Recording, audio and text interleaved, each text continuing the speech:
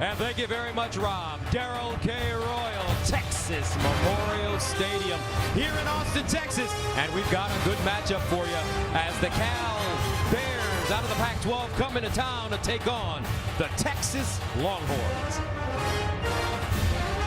Hi, everybody. I'm Gus Johnson along with Joel Klatt, and welcome to Austin, where tonight, folks, we're going to get an opportunity to see maybe the best player in college football, Jerrod Goff. Some say that he could be the #1 overall pick in the NFL draft. He's only a junior, and he's got a golden arm. I tell you, I think he could be the best kept secret in all of college football.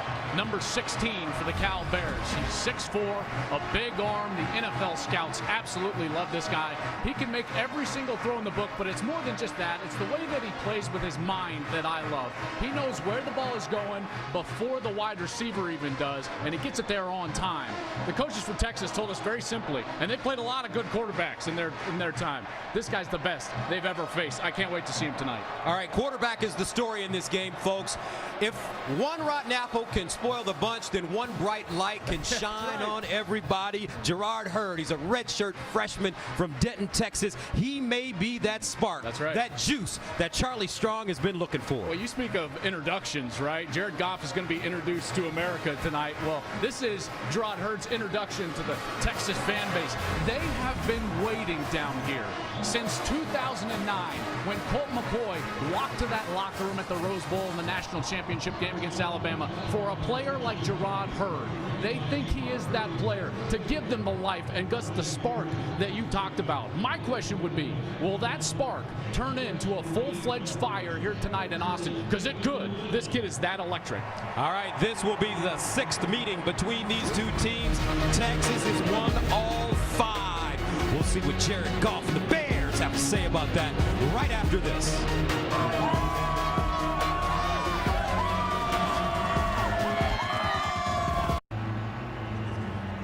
And welcome back to Fox College Football presented by Geico.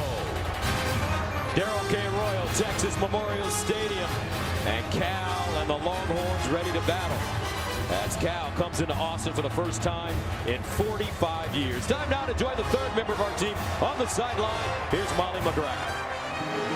Coach, you spent a lot of time at Texas Memorial Stadium, but never as a head coach. What are your emotions heading into this game against such a storied program? Well, you know, big thing we got to do is just keep our emotions in check and just play Cal football today. It's all about us executing and playing well and weathering the storms that are going to happen during the ball game. So it's really about just keeping emotionally neutral as much as we can. Two very different quarterbacks in this matchup. What does Jerrod Goff need to do to come out on top? Well, we just got to execute our offense. That's the biggest thing for us right now. Just make routine plays and keep doing it over and over. All right, thanks, Coach. Good luck. All right, thank you very much, Molly. Hot and humid here in Central Texas. 90-degree temperature. It's about 96 on the field, and we will see how that affects these Bears out of Northern California. Cal won the toss and elected to receive the football, so Nick Rose will send it away. Trevor Davis and Muhammad back deep for California. This series dates back to 1959. Texas leads it 5-zip, and we're underway from Austin. This one kicked deep and out of the end zone. So Jerrod Goff coming on the field for the first time. A couple of things you need to pay attention to when the Bears have the ball. Well, his running back, Daniel Lasco, is suffering from a hip injury. So the guy who needs to control the middle of the field is the tight end, Steven Anderson. Now, it's a flex tight end. He's a great player, former walk-in. Watch him in the middle of the field. And then Malik Jefferson for Texas. He's a true freshman, and he is the emotional leader for a Charlie Strong-led defense that has a lot of young players on the field, very athletic. First down and 10 at the 25 for this young man. Jerrod Goff out of the shotgun. And Goff will throw it on first down. Near side, caught out of bounds at the 30-yard line as Darius Powell makes the reception. So Jerrod Goff holds 19 school passing records, as high as number 4 in some NFL mock drafts.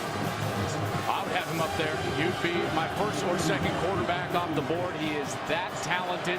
Great frame, even better release. Now number 20, Jeffrey Coppers comes in the game, a junior from Watts, California, and they'll give it to him running right, looking for room, and he'll be a yard short of the first down as Nashawn Hughes comes up and makes the tackle. Third down defense has been an Achilles heel for this defense, the Texas Longhorns. Third down conversions on 63%. It's 127 in the country. Has to improve tonight. Cal beat San Diego State 35-7 in Berkeley last week. Goff threw 3 touchdown passes. Third down and 1 at the 34. Vic Inweri in the backfield. And they'll give it to him looking for the first down. He leans forward. It will be close. Knows that that ball is going to have to touch the 30-yard line. I don't think it is based on this near side spot. Malik Jefferson, the talented freshman out of Mesquite, Texas, makes the tackle, and Cal comes up short. So that'll bring up fourth down. Sonny Dykes thinking about going for it already on their opening series.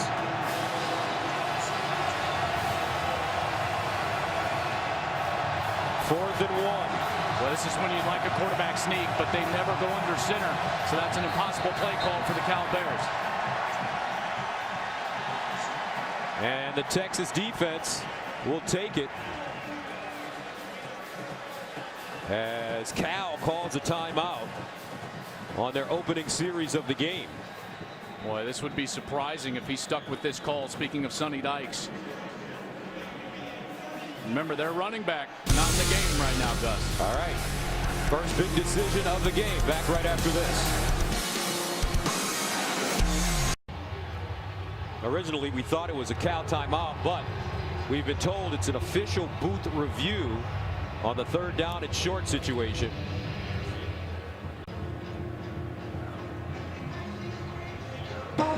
After reviewing the play, the ruling on the field of the runner being short of the first down stands.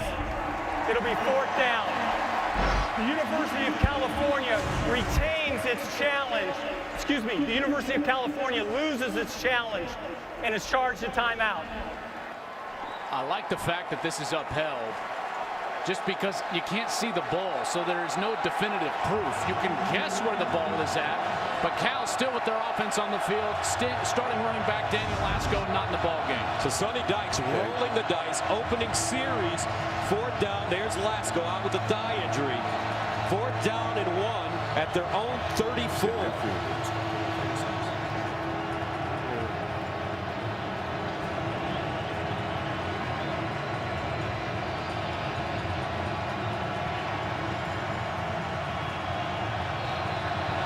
So here we go. Fourth and short. And they'll pooch it. Goff punts it away. And the ball will roll out of bounds at the 34-yard line. So a victory for the Texas defense. And Charlie Strong ready to send out his talented redshirt freshman quarterback. And here's what we should look for when Texas has the ball. Well, just as their defense has struggled on third down, their offense has struggled staying on the field on third down conversions, only 24%. We'll see if that gets better with the insertion of Jerrod Heard as the starting quarterback. And then the Cal defense, they've been much maligned over the last couple of years. It's been all about that bear raid offense, but they are improving. Granted, they haven't played great competition in the first couple of games, but statistically much better. Empty backfield for Heard on first down at his own 34. He looks to throw it. Heard to the sideline. Caught. Jonathan Gray lined up as a receiver, and Heard put that one right between the 3 and the 2. They say he's not a great practice player, but when he's on the big stage, a whole different animal erupts. Turn on the lights then. Turn on the lights. First down and 10 at the 44. Gray in the backfield. And they'll give it to him running right, and he'll get to the Cal 39-yard line. So let's tell you something about this young man, Jerrod Heard. He's from Denton, Texas, Geyer High School, won 2 state championships, and he's a loosey-goosey guy. That's right. He wants to keep his team loose and having fun so that they're playing their best football. And you can already see the energy that this offense is playing with in their first couple of snaps. He's got 4.5 speed. Here's Heard. Quarterback draw. Tries to get outside. Turns the corner and tiptoes out of bounds at the 35. Jalen Jefferson there to grab his ankle and force him out of play. It doesn't look like an important play, but it is a very important play because it's creating a very short yardage third down situation. A great management play from Jerrod Heard on a designed run. 10 rushes for 96 yards last week against Rice. Led the team 4 of those over 10 yards. Explosive guy. Gained 4 yards on that play. 3rd down and 1 at the 35. And they'll run it left. Some misdirection. And this is Jonathan Gray. Jalen Jefferson again defensively. They didn't give him the spot. So that brings up 4th and 1. Texas going for it. Quickly to the line of scrimmage. And they'll pitch it. Gray running outside. Cuts it in. And I don't think he got the first down. No, he didn't. Terrific defensive pursuit. Hardy Nickerson, the son of the all-time great Cal linebacker Hardy Nickerson Sr. Darius White also there.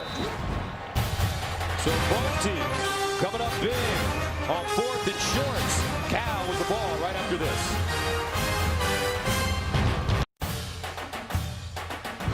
Fox College Football presented by Geico is sponsored by Science.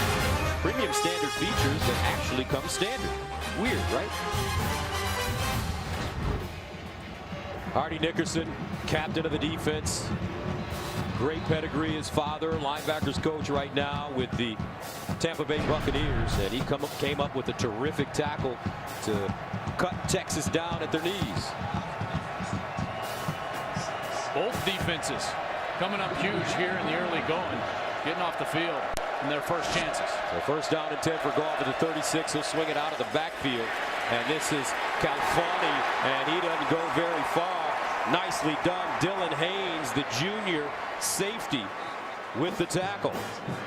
That was a former walk-on. Earned a scholarship, though, and emerged in as a starter last season in 2014. You can see why. Tackling in space, one of the greatest attributes a defensive back can have, especially in this day and age of spread offense. No gain on the play. 2nd and 10 of the 36. Trips at the top of your screen. Goff, play fake with time. Over the middle, incomplete. And no flag on the play intended for Kenny Lawler. And that'll bring up 3rd down and long. Peter Jenkins, number 19 for Texas, was the defender. Thought he might have got away with a little grab. He was falling down at the time, maybe some incidental contact there, but a big 3rd and 10 opportunity here, Gus. As fluid as the Cal offense has been this year, it sputtered on 3rd down, converted just 36% of the time. That's 80th in the nation. 3rd down and 10. Bears need to go to the 46 for a 1st down. Here's Goff, steps up in the pocket, under pressure. He can run a little. He'll pick up the 1st down as he slides down at the 48-yard line in front of Antoine Davis for a gain of 12. So deceptive with his foot speed, but I love the decisiveness that he runs with. Right there, as soon as he sees the hold, he didn't step up and try to throw the ball. He saw the sticks, knew he could get a 1st down, and heads upfield to move the chains. 1st down and 10 of the 48. 2nd series for Cal. Here's Goff. Near side. Dropped it out of the backfield in Wary. A nice run after the catch as he gets out of bounds. Antoine Davis there to push him out of bounds after a gain of 9. Goff plays with such calm in the pocket. Even on the 3rd down when he takes off. Nothing gets to this guy. He just moves methodically and in rhythm all the time. 2nd down and 1. His offensive line keeps him pretty clean. In Wary running, and he'll pick up the 1st down as he's stopped at the 36. Desmond Jackson in the middle making the tackle.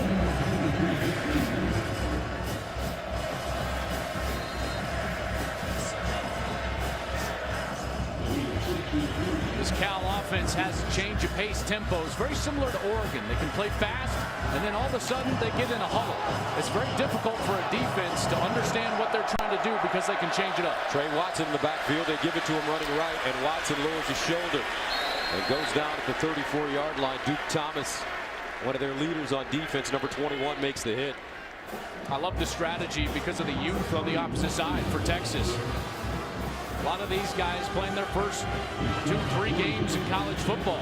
for the University of Texas. So when you change up that tempo, it can create some indecision for those defenders. 2nd and 7 at the Texas 34. Goff throwing on the move. Oh, he put that one on the money. And it's caught by Bryce Treggs as he gets out of play. Picks up 5, and with that throw, Jerrod Goff sets a school record. At a school with some pretty good quarterbacks in their history, including one that's sitting up in Green Bay right now. He was 16 passing yards from eclipsing Troy Taylor's all-time school record of 8,126 yards set in 1986 through 1989. The previous play is under review.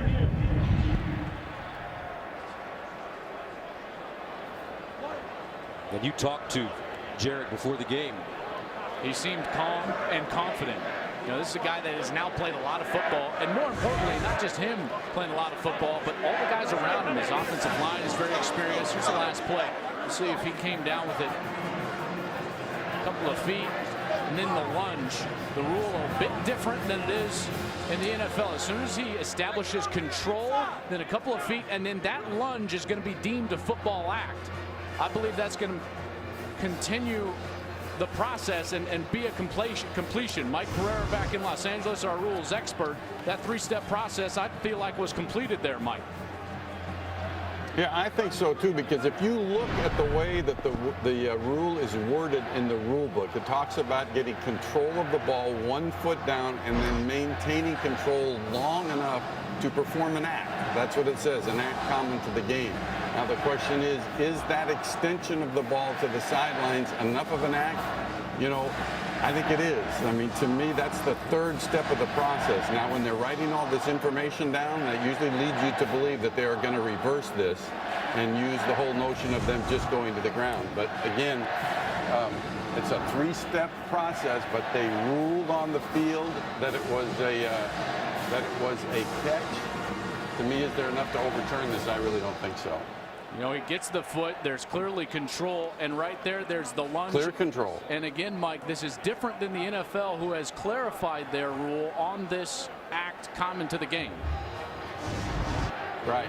That's correct. And that's After reviewing the play, the receiver did not maintain control of the pass. It's an incomplete pass. It'll be 3rd down for California at the Texas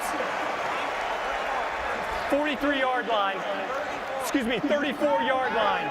Game clock operator, please reset the clock to 9:58. So Jerrod Goff has to wait a little longer to set that record. Take those yards away. Because this is one of my main problems with replay in college. To me, that's a catch. That's a catch, and in all day particular, because it was ruled a catch on the field, there wasn't evidence that allows that to be overturned. Making it a little complicated nowadays. 3rd down and 7 at the 34. Vic Inweri in the backfield with Goff.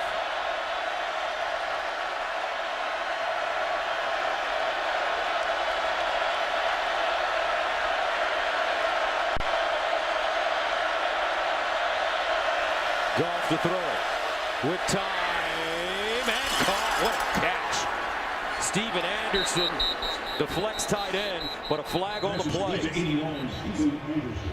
Unfortunately, I think the way that hit happened and when the flag came out, we may have a targeting penalty here. Dylan Haynes, number 14, is going to be your safety coming in, and he goes right to the helmet, leads down with his head on what could be deemed a defenseless player. So that might be the last play of the night for Dylan Haynes. Happy to come in on this too. Mike Pereira back in Los Angeles, your thoughts? The result of the play is a catch. During the catch, personal foul. Targeting. This is, as we hear the announcement being made by Mark Duddy, the only foul they call targeting. The key is that the receiver is still in the process of making the catch.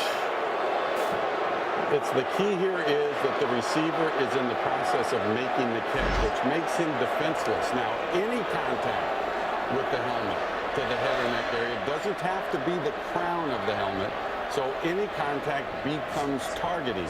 And that's the difference of the rule when you're dealing with a defenseless player. So to me, targeting's called, the player's going to be out for the rest of the game. Wow. It's hard to argue with the letter of the law. The issue I have with the rule, not the calls, is what is the safety supposed to do as the offensive player is ducking his head and the levels are changing on the field.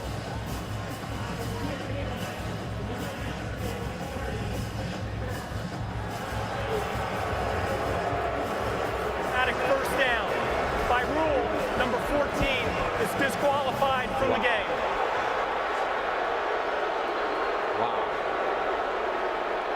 Dylan Haynes just trying to make a football play.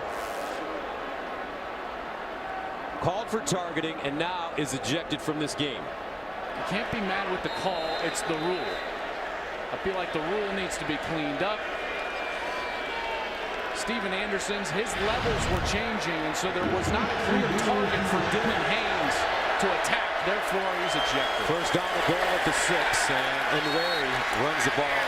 It's not just the rule, Joel, but it's the interpretation of the rule. Exactly. And the officials have to be given some leeway for the interpretation of that rule, because it was clear that Anderson caught the ball and was ducking down, and there was no way that Dylan Haynes could have pulled up. No, and he didn't have any other place to hit Steven Anderson. That was the only opportunity he had to get him down to the ground. Second and goal at the 7-yard line. Second series for the Cal Bears.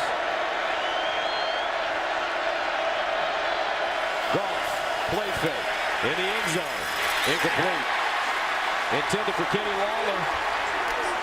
Well defended by Antoine Davis.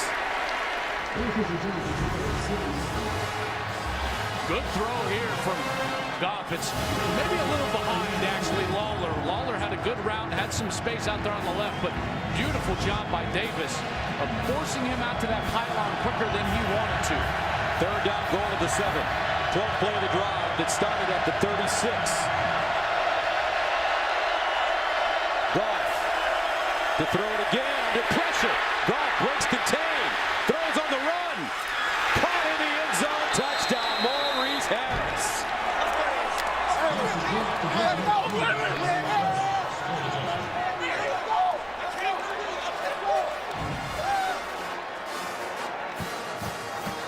This is the exact problem that Texas has had all year long. They get a free rusher and a chance at Jerrod Goff, and Charlie Strong has been stressing with his players. When you get opportunities to sack the quarterback, you have to bring them down or else big plays happen. Goff escapes and throws a touchdown for Cal. Last week against Rice, Strong estimated the number of missed tackles at 20 and the number of missed sacks at 10. They missed a sack this time. Jerrod Goff makes him pay. Cal on top, 7-0.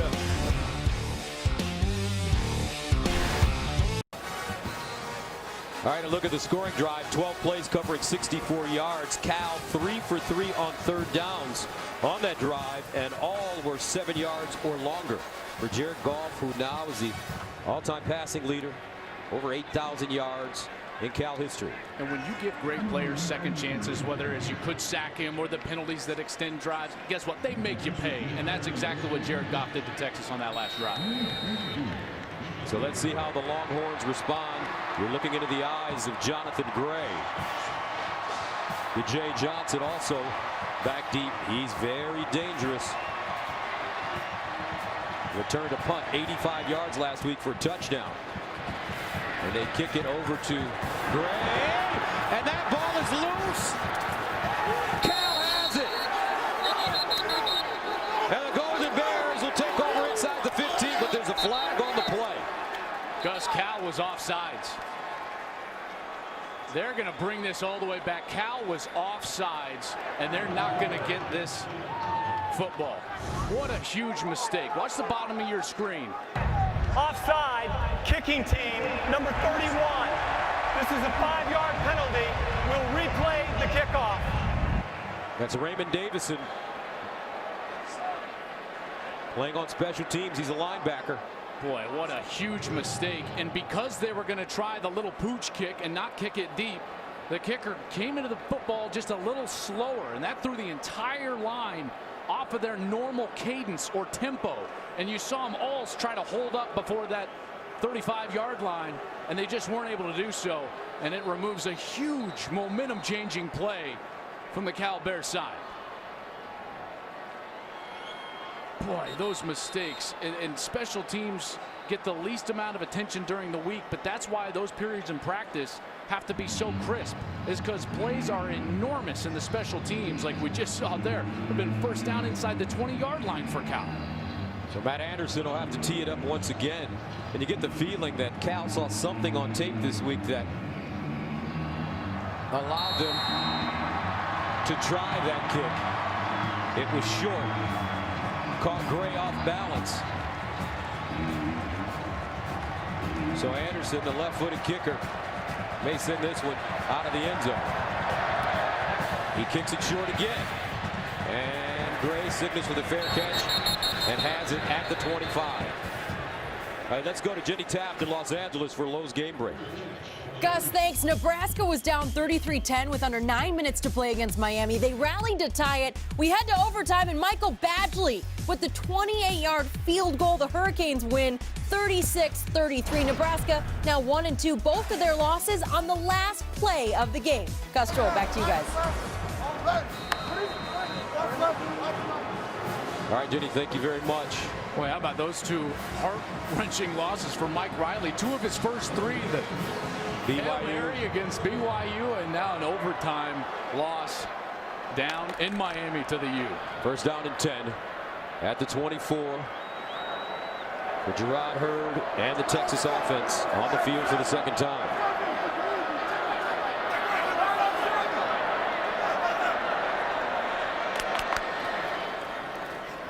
And here's Heard running, and Heard will get out of bounds. Nice gain. And they've kind of switched things up. Jay Norvell, now the play caller for Texas. Different look offensively with Heard in the game compared to Swoops. Yeah, Tyrone Swoops a bit more of a pocket guy and less explosive outside of the pocket. Jay Norvell came over this year as a hire from Oklahoma. Was on staff there for 7 years and now has the play calling duties for the Longhorns. Here's Gray around the corner with running room, and he's finally tackled from behind at the 35-yard line by Demarie Drew. And when you talk about this zone read game, it becomes so important, the mesh point and the snap. And Heard did a great job just getting the snap and getting it to his running back, Jonathan Gray, there on the last play. So it's a 6-yard gain. First down and 10, Texas at their own 35. Here's Heard to throw it. And it's incomplete. Looks like they were trying to set up a screen on the far side. A little too much on that football, intended for Warwick, Ja'Cory Warwick, and that brings up second and 10. Had a little bubble screen up there to the wide receivers. They also had a screen being set up down to this near side. I thought that was more open for Jerrod Heard, but you're never wrong as a quarterback playing your foundation, which is the field side bubble screen. Second and 10. And here's a handoff to Warwick, trying to get around the corner on the jet sweep. Nothing doing. The Cal defense right there. Cameron Walker, the junior from LA, makes the tackle, and it's a loss of 5 yards. Boy, this defense just so much improved over the last couple of years. Coming into the game, giving up only 10.5 points per contest, 4th in the Pac-12, 15th best in the nation. And they're only giving up 34% conversion rate, good for 4th in the Pac-12, and another third down opportunity right here. Cal opened up with a 73-14 win against Grambling, and then a 35-7 win last week against San Diego State. Third down at 15.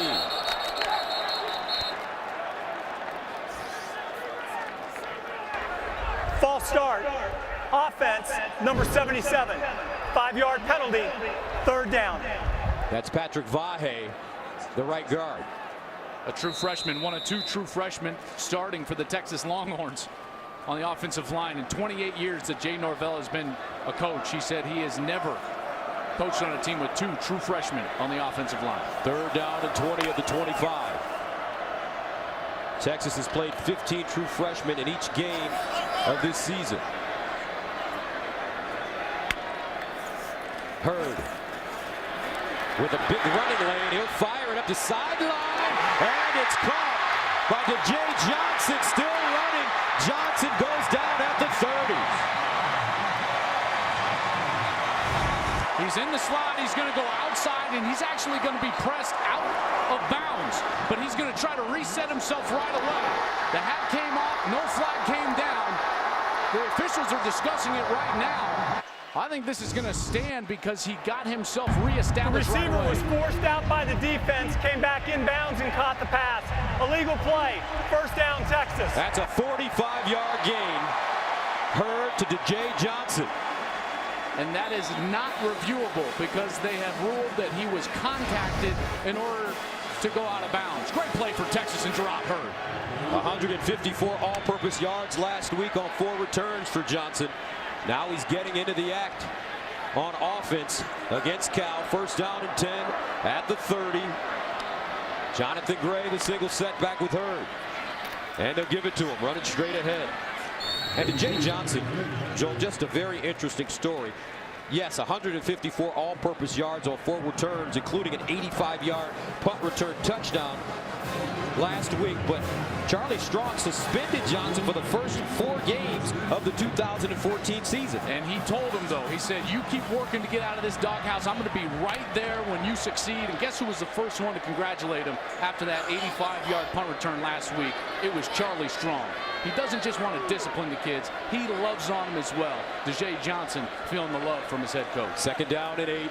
Here's Heard. Time in the pocket. Goes up. Gray! Got it! And Jonathan Gray out of bounds inside the 5. I'll tell you what, this Jerrod Heard has the it factor, Joel Klatt. Hey, the lights came on. It's game time. The stage is big enough for Jerrod Heard. He gets his back out of the backfield, and I love how he used his eyes to run the defense towards the deep routes and allow his back some open space to get open inside the 10-yard line. He's 4 of 5, 88 yards already.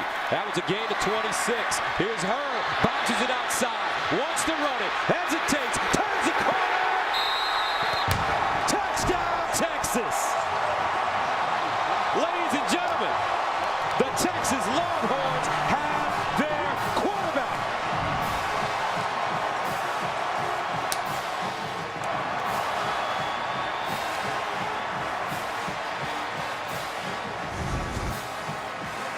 It's a simple zone read with a pass option, but he was forced to run right away because Hardy Nickerson was in the backfield, and that's the athleticism that they've been missing out of the quarterback position.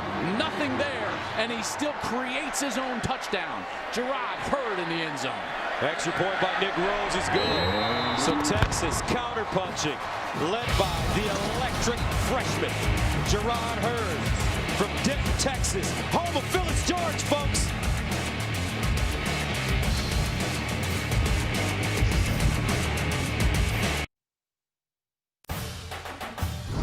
Fox College Football presented by Geico is sponsored by DraftKings. Free one-week fantasy football at DraftKings.com. And by the U.S. Army. Welcome back as you take a look at the scoring drive. And earlier this week, Malik Jefferson said last week after the Rice game, in one game, Jerrod Heard improved our swagger. Everyone wanted to see him play. He'd been held back like in a prison cell. You could feel it in the stadium. People on the edge of their seat waiting for this kid to make a play and give this fan base and this program some life. You know, for the first time in a while, this stadium has come alive for their offense, Gus, and Jerrod Heard is the reason. Let's see how it affects their defense as Jared Goff prepares to come back on the field. Davis and Muhammad back deep, and this one will not be returned. Now tonight, our full day of college football action sponsored by Geico caps off with an early season heavyweight showdown as 19th ranked BYU squares off against 10th ranked UCLA back on FS1 starting at 10:30 p.m. Eastern. And talk about a freshman sensation. Tell you what, Jim Mora has one. And BYU now with their backup, Tanner Mangum, who's thrown both Hail Marys for wins to get them ranked. He's also a true freshman. Good story there, a little bit older. Has been on his LDS mission after gray shirting at BYU, but sensational matchup tonight on FS1. First down and 10 for Goff. He'll fire it out of the backfield, incomplete, intended for Inwary. Remember, Cal playing without their starting running back. Daniel Lasco was a dual threat. He has a thigh injury and is not in uniform tonight. And those are those routes, those running back routes out of the backfield. They require such precision because of the depth of the route and the angle of the throw being so difficult that when you've got to back up in, it becomes almost impossible. Second and 10 at the 25. Goff drops back, sets up the screen. He has his man. It's Muhammad. Muhammad's still running, and California Muhammad picks up major yardage, 17 yards. Jason Hall with the tackle. Well, I love the play call there from Cal. They're going to get a roughing the passer here as well. Personal foul, roughing the passer, defense number 91, shoving the quarterback down unnecessarily. This is a 15-yard penalty, automatic first down. That's Bryce Cottrell, the junior from Plano. But when you have a young defense, Gus, here's that extra shove there.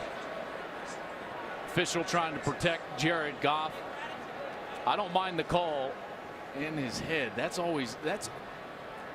is the worst position to be in as a quarterback. When you fall backwards and your butt hits the ground first with all that momentum, your head is just going to whip back down and hit the ground. So many quarterback concussions actually happen that way. Jerrod Goff popped up right away. And now Jason Hall has to be walked off the field. That play call, though, that aggressive young defense, a lot of times young defenses don't recognize the screen. So you allow those young defensive linemen to get upfield, drop the screen behind them for a big play. 16-yard pass completion and a 15-yard roughing the passer penalty. First down and 10 at the 24. Goff underneath, and it's caught by Kenny Lawler, and Lawler will get close to the first down depending on the spot. This is what I love about a big experienced offensive line. Watch these guys get out on the bubble screen in front of the wide receiver. They play with such great tempo and pace that they're in the perfect spot. They form the pocket for an easy completion and some successful yardage. First down and 10 at the 34, far side this time, and it's Bryce Treggs trying to shake Duke Thomas, but nothing doing. Duke Thomas from Coppers Cove High School in Killeen, Texas. Treggs will limp off the field after a 7-yard pickup. That line, very experienced, over 80 starts in their career, just among the 5 starters, including Jordan Rigsby, the right guard, number 73. He started every game, 38 starts in the last 3 years. Second down and 3. They stay on the ground in Wary. Still running. Wasn't down. Second effort should get him a first down. Peter Jenkins in the vicinity as he lost his hat and he'll have to sit out a play. The only way he's able to stay in is if it's a foul that actually knocks his helmet off, like hands to the face. Then he can stay in the game, but now he's got to come off. First down and 10 at the 22. And Vic and Wary again. And they'll be lucky if they spot it at the line of scrimmage. In Wary, a different kind of running back than Daniel Lasco. They consider him a power back. Well, he's a big frame, 230 pounds, 6'1". He's got some wiggle to him, but that's his specialty, to be inside the tackles. Second down and 11 at the 23. Kenny Lawler, the receiver at the bottom of your screen.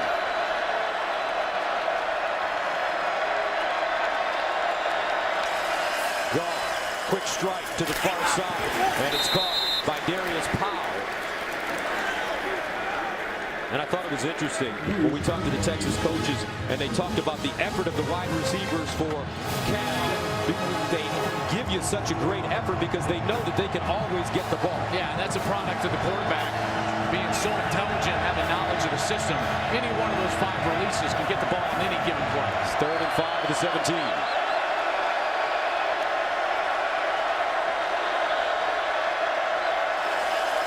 Play fake underneath, caught at the 10-yard line, and that's Anderson once again. Steven Anderson, the senior from San Jose. Goff actually saw the blitz. Here it's going to come off the edge. He actually checked the play, and he knew he was going to get his tight end right in that vacated area. That's veteran quarterback play. Brilliantly done by Jerrod Goff, even if it's just for a short completion. Anderson with 46 catches and 5 touchdowns his sophomore year. First down and goal at the 10. Here's Muhammad slicing, lost it. Texas has a football. That's the effort Charlie Strong wanted. Antoine Davis with the recovery, but Muhammad got smacked.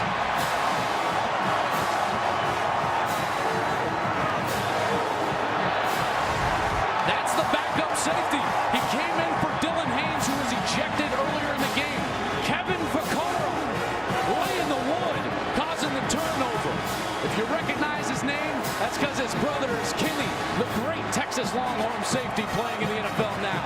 And I had a chance to watch Kenny Vaccaro knock people loose, as his little brother did just there. Kenny, 2-time All-Big 12 at Texas at safety. Now the Longhorns have the football at their own 20.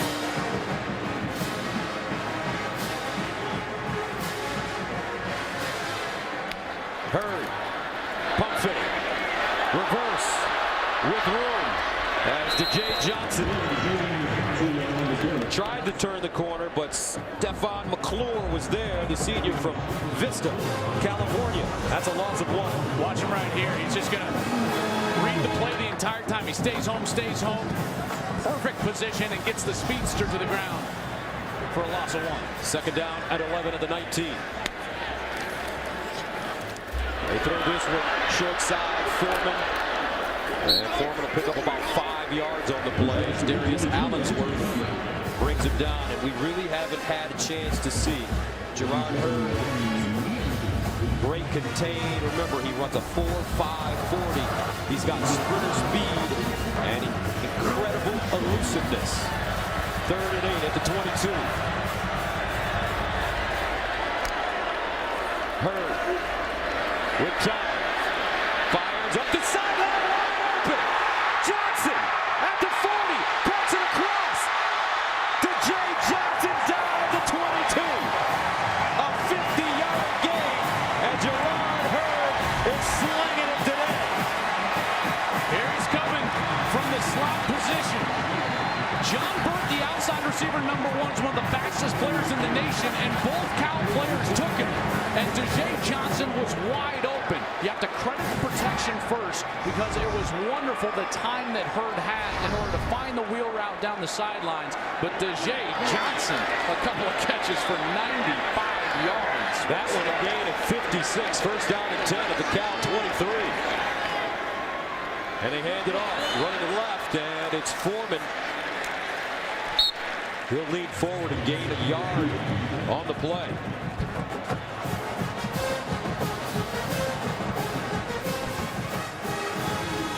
He's an injured Cal Bear. Looks like Marie Drew, #27, a junior. Cal's leading tackler this season, has 13 stops. 9 just last week. 5'11", 200 pounds. A real leader for them in the back end, and the guy that they're going to need on the field tonight.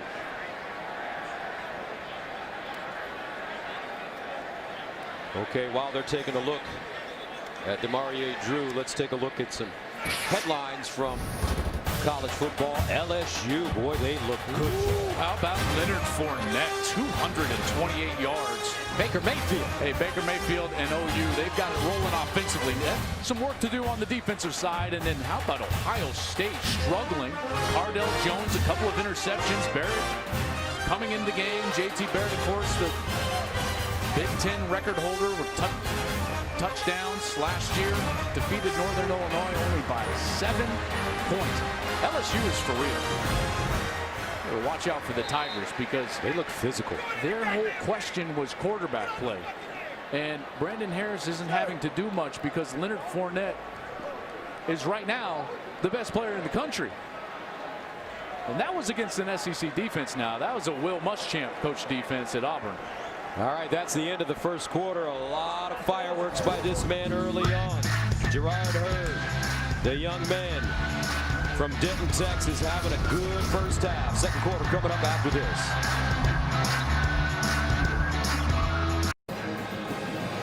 Game tied at 7. Let's check out the KFC stat comparison.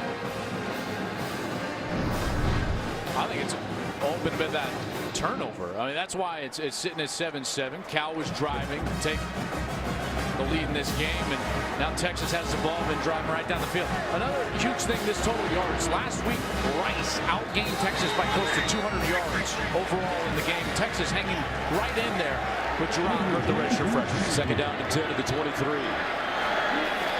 And Heard hands it off. It's Foreman.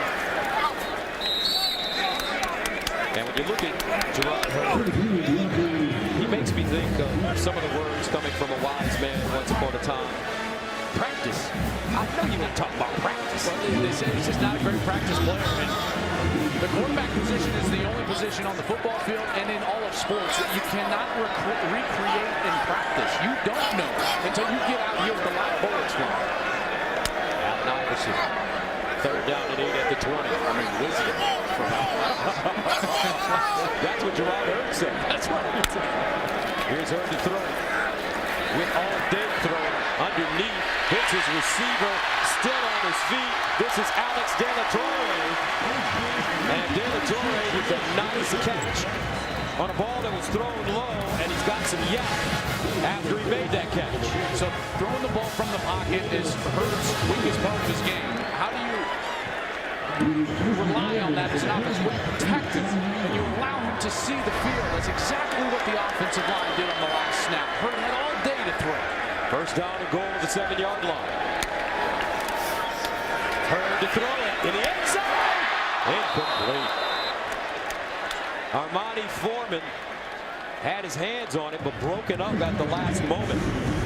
Excellent coverage here by the corner because he beats him to the route, gets his eyes back to the backfield, and then he attaches to that right shoulder, that left shoulder, excuse me, and Darius Allensworth with just a beautiful play there in the end zone. Second down and goal at the 7. And Texas running it with Foreman. Foreman looks like he may have lost some traction. They'll lose a couple of yards on the play. Texas is too static right now. You got to get this young kid on the edge and give him some run-pass options. Speaking of their quarterback, Jerrod Heard. Now it's third down. I would fully expect him to leave the pocket in some sort of run-pass threat. Third down and goal at the 9.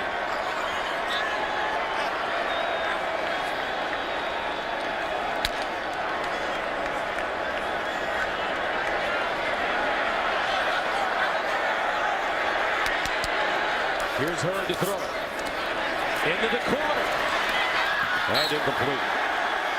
Threw that one into the double coverage to Jay Johnson, the intended receiver. I like the route design. I just don't think it plays to the strengths of the young quarterback, Jerrod Heard.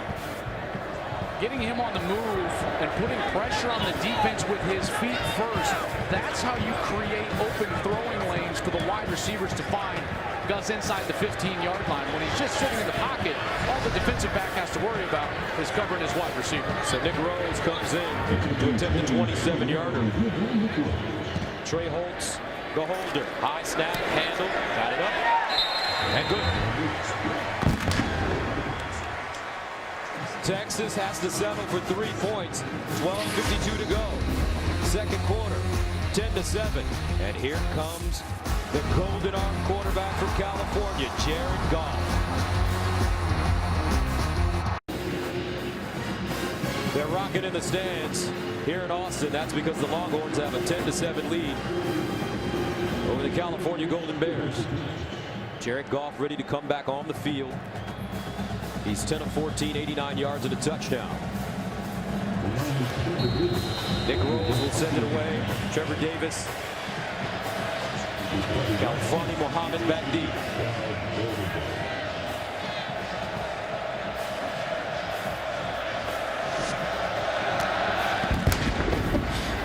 And this one will not be returned. let's take a look at how we've gotten here so far. Well, it started with one of those controversial targeting penalties.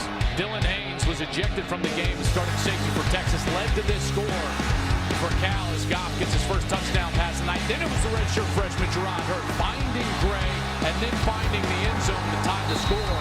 And as Cal was driving, the big hit from Kevin Vaccaro forced the turnover. Texas was able to go get 3 points. And we got a 3-point ball game with 12:50 left in this second quarter. Goes down to 10 to the 25. Goff, far side, throws a strike. That's Steven Anderson again. Anderson, a very talented player. His coaches love him, Joel. Yeah, they say he's the best player on the team. Now, granted, I think they're talking about what I would say position players, not their quarterback. But Anderson, a former walk-on, has worked his butt off. He's going to be a draft pick as well. He's done a great job here at Cal. And they hand it off to Inweri. He picks up the first down. On Anderson, they say he's the epitome of what it takes to win in football. Last week against San Diego State, 2 catches, 42 yards. Right now, he has 3 catches for 38. There's a great YouTube video out there of Anderson after he got his scholarship. He takes that paper back to his mom and gives it to her for Christmas. As her Christmas gift, says, "Mom, I'm on full scholarship at Cal Berkeley." And she, of course, broke down in tears. Beautiful. First down and 10 to the 38. Trey Watson in the backfield for Cal. Goff steps up in the pocket, delivers, back shoulder throw, perfect. And that one caught by Trevor Davis. And it's a gain of 24 yards. That's graduate level pocket manipulation from Jared Goff. A lot of big words to say. He stayed calm with chaos going around him, and he found a completion down the field. That's beautiful quarterback play from Goff. Davis, second-team preseason All-America candidate. First and 10 to the 38. Goff. This time, he finds Potts. Powell lowers his shoulder, gets out of bounds in front of blocker.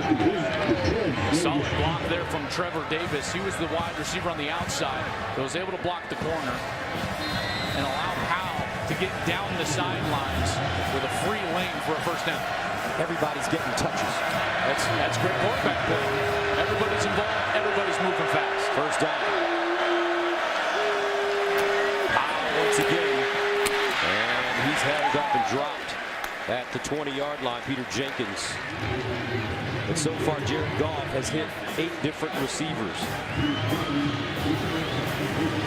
Makes it easy to run your route with 100% effort as a wide receiver when your quarterback is going to put the ball not only on time, but exactly where it should be. 9 straight completions now. Second and 15 at the 19. Goff sprints out of the pocket. With time, and he'll just dump it. I thought an interesting comment was made, Joel, when we had a chance to visit with some of the Cal broadcasters. And they told us that at this particular point, he's ahead of where Aaron Rodgers was at the same time. Well, remember, Aaron Rodgers completely changed his entire technique. He had the big, the elbows up, ball held up high by his ear, and he changed in the NFL. And Goff clearly ahead of that now, but faces a big third down here. He's got a whip, folks. Third down 5 at the 19. With 3 of 5 on third down conversion. And they hand it off. And he won't pick up the first down. Tracked down by Malik Jefferson and Kenny Vaccaro. How about Kenny? Excuse me, Kevin Vaccaro. I wanted to say Kenny as well. I know. Kevin Vaccaro from his safety position. He's that back safety on the right side of your screen. Look at him come up. The decisiveness to come up and run support and get the ball carrier down on third down. What an excellent play. And it looks like Cal will go for it. They've struggled in the kicking game. This is one of those instances where rather than try for 3 and come away with a missed field goal, rather have your best player on the field, Jared Goff. 3 receivers at the bottom of your screen, and Goff will call a timeout and talk about it. Sonny Dykes, his dad coached with Darrell Royal. He's familiar with Austin.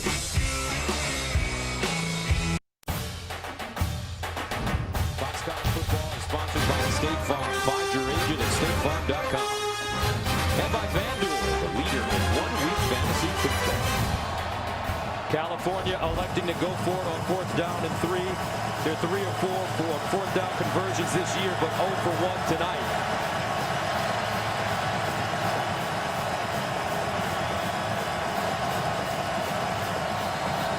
Jared Goff in the shotgun with Trey Watson.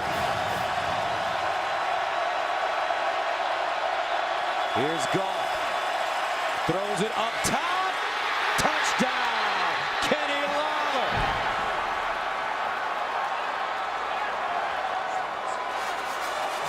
A 17-yard strike. Goff to Lawler. Lawler's 6'3". His best route is this back shoulder fade. He tempos it beautifully, wins, hustles in there for the back shoulder throw. Goff perfectly thrown, but that whole play was made by Lawler with a perfect route.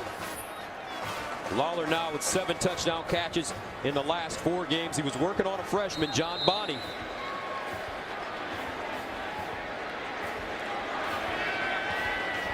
And the extra point by Matt Anderson is good. So Cal strikes back. Kenny Lawler going up high, making the grab. We've got a ball game for you in the Lone Star State. Coming up on the State Farm halftime, see how Ohio State's defense saved the day. It was a Heisman-worthy performance in Baton Rouge, and number 6 USC opens up Pac-12 play. Gus Joel, we'll see you at the break. All right, Rob, thank you very much. Kenny Lawler, according to offensive coordinator Tony Franklin, he's the most impressive ball skills guy you'll ever see, and Jared Goff's most trusted guy. He just scored that 17-yard touchdown on 4th down and 3. And for a quarterback, there's only 2 things you want out of a wide receiver: be open, catch the ball. Lawler does both. Looks like Texas may have a chance to return one, and they'll bring it out of the end zone. Jonathan Gray, not a very good choice. And he's down at the 5-yard line. In the meantime, let's check in with Jenny Taft. Gus, thank you. Number 3, TCU taking on SMU. The battle for the iron skillet, and Heisman hopeful Trevon Boykin finds Kavontae Turpin 61 yards for the TCU touchdown. The Horned Frogs now lead 14-10 in the first quarter. Gus, Joel, back to you. All right, thank you very much, Jenny. I tell you what, Sonny Cumbie has done a remarkable job coaching quarterbacks at TCU. He absolutely has. And co-coordinator Doug Meacham, both of those guys that came in, had the personnel to switch offenses, and it's been totally seamless. And I think the most important thing for TCU is they had electric wide receivers. Those guys can run up there in Fort Worth. First down and 10 at the 5 now for Jerrod Heard. And he'll run it himself. Now throws it. Wow, what a play. And it's caught by Caleb Blewett. Blewett goes all the way up to the 35. Joe, did he cross the line of scrimmage? Well, if any part of his body is at the 5-yard line, it can be just one toe, then it's a legal play. So he can cross as long as any part of his body is behind that 5. I think he crossed it and went back.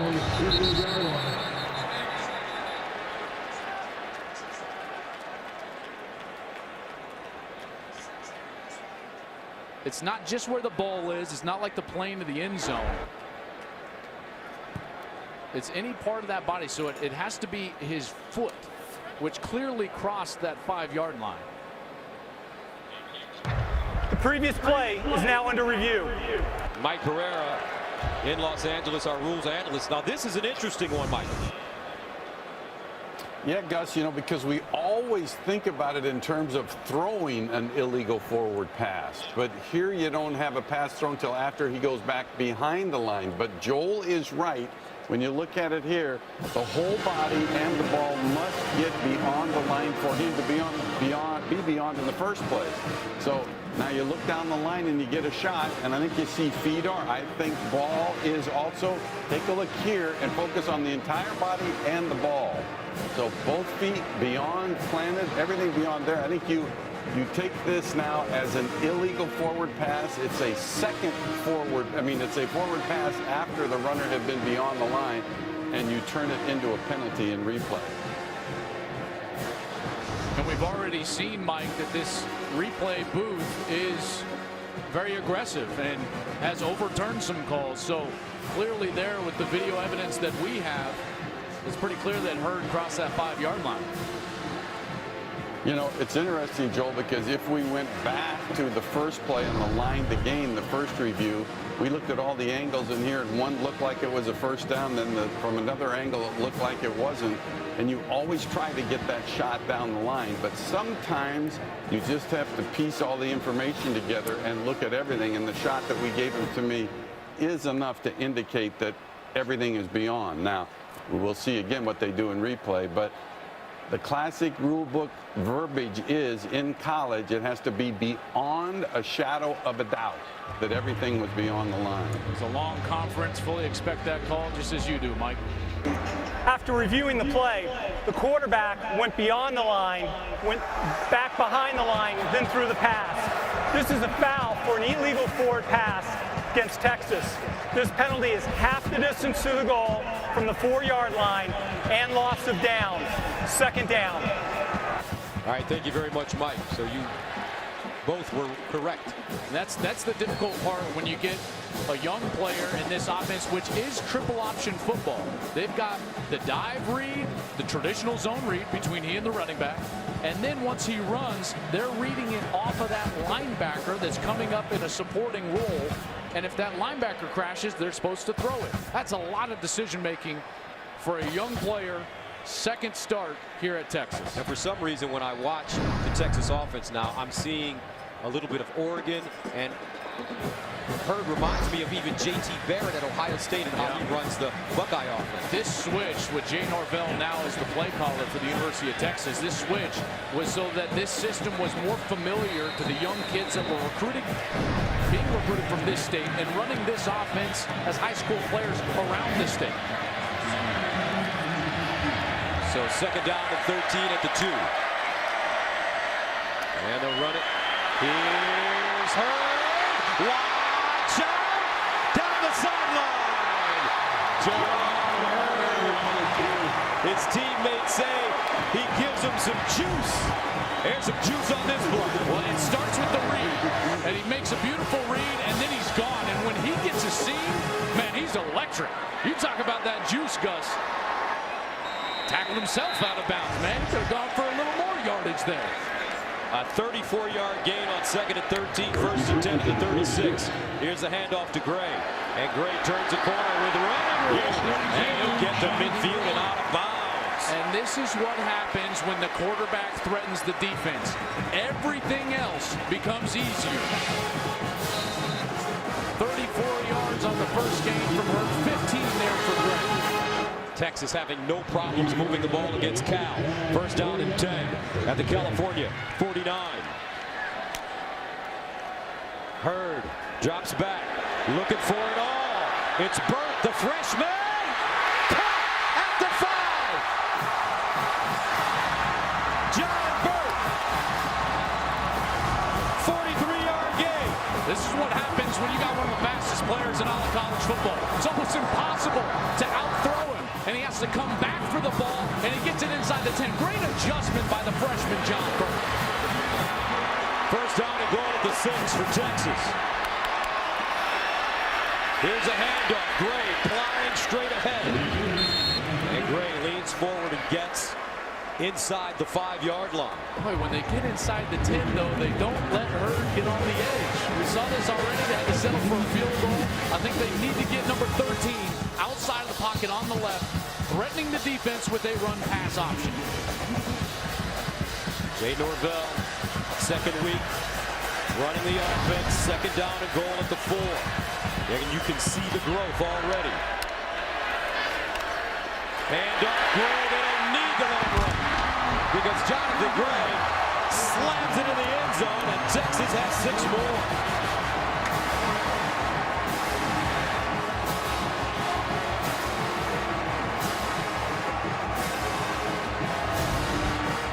A 95-yard drive. Well, a couple of true freshmen in here, right here, and right here, but the whole line gets great movement, and Gray's going to come on the zone. Vahe, 77, the right guard, he gets up to the linebacker. That offensive line getting some of that juice, Gus Johnson. That's right. Extra point up by Rose and good. How about this?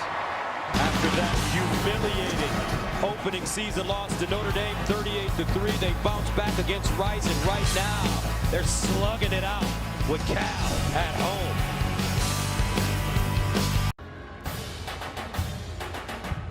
Fox College Football presented by Geico is sponsored by Volkswagen App Connect. Take your favorite apps for a ride. And by DirecTV. If you call yourself a sports fan, you gotta get DirecTV. The redshirt freshman, they say he's a primetime player. Look at his numbers. 8 of 11 for 202 yards passing.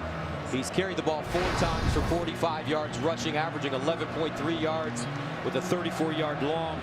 And he led him on a 6-play, 95-yard drive. It all started with that first play. After the penalty, they're backed up, and Heard takes off for that 34-yard run. Set him up for a nice drive, capped off by that great touchdown. And look at the energy in the crowd now with the Longhorns competing nicely. And for more on Heard, let's go downstairs to Molly McGrath.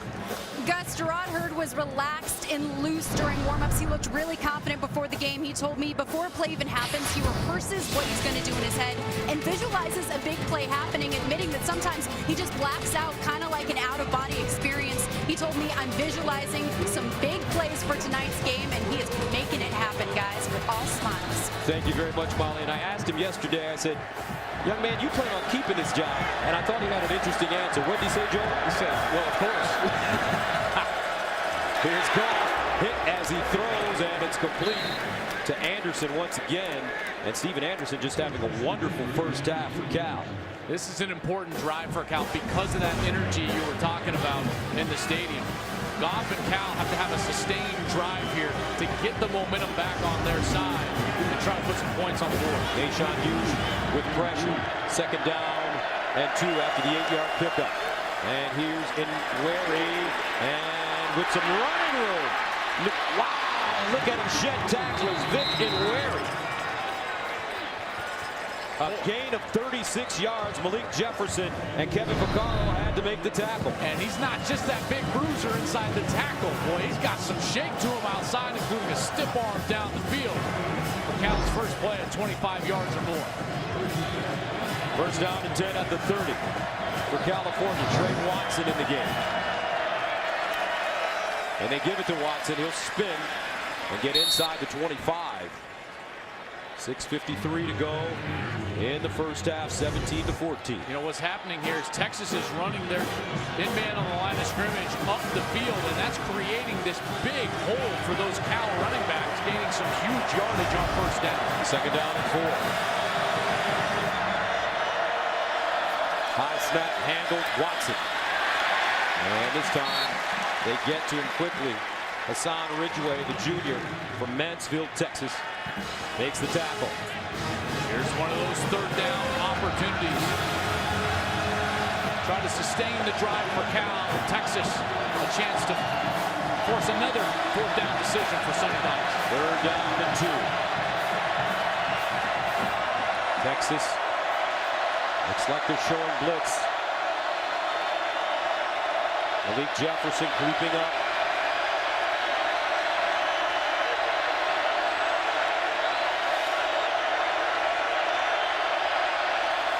Play fake, get it out wide, and no, that's because Duke Thomas brings down Anderson.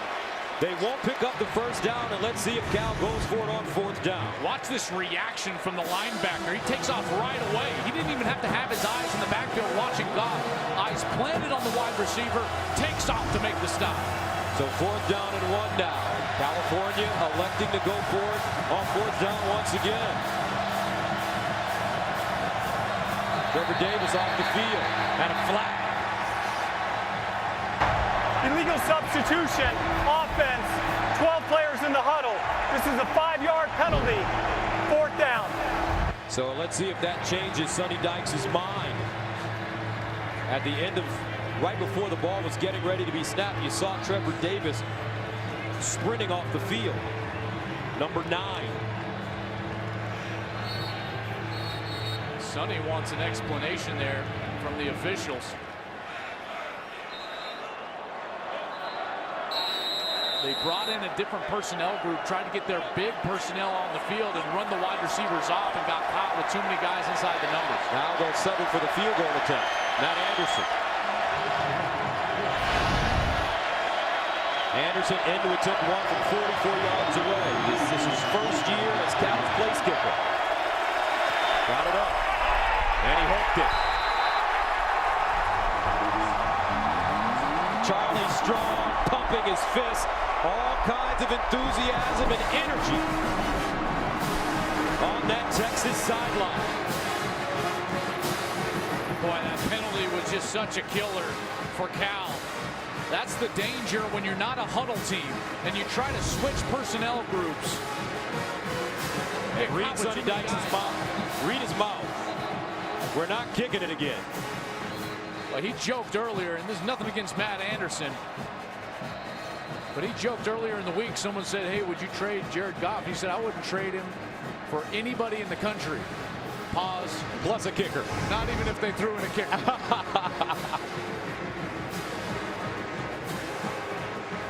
Under Dykes, the Bears have gone from 1-11 to 5-7. They're trying to start 3-0 for the first time since 2011. Heard to throw it up the sideline again. Incomplete. Wow.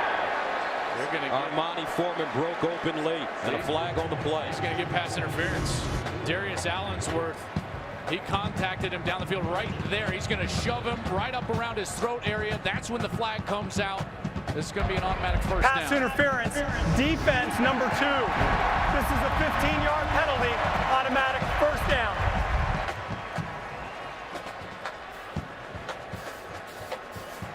And it's surprising how accurate of a ball Jerrod Heard is throwing in this game. You were at practice yesterday, or the other day, and you said he almost hit you twice on the sideline. They throw into a net, and that net is a big net with one target where the ball is supposed to go, and he missed the entire net, and it kind of skipped up towards us. I thought, hey, was that the third stringer? Nope, that was Jerrod Heard. Heard 8 of 11, 202 yards. He hands it off. This time it's Chris Warren spinning. And Warren wrestles down as he's taken down by Kyle Cragen, the senior from Danville, California. But it's also an important point because it's the reason why this coaching staff as a whole, and it was a collective decision, decided to stick with Tyrone Swoops in their opener where they traveled up to South Bend and took on the Fighting Irish. Second down and 8 at the 44.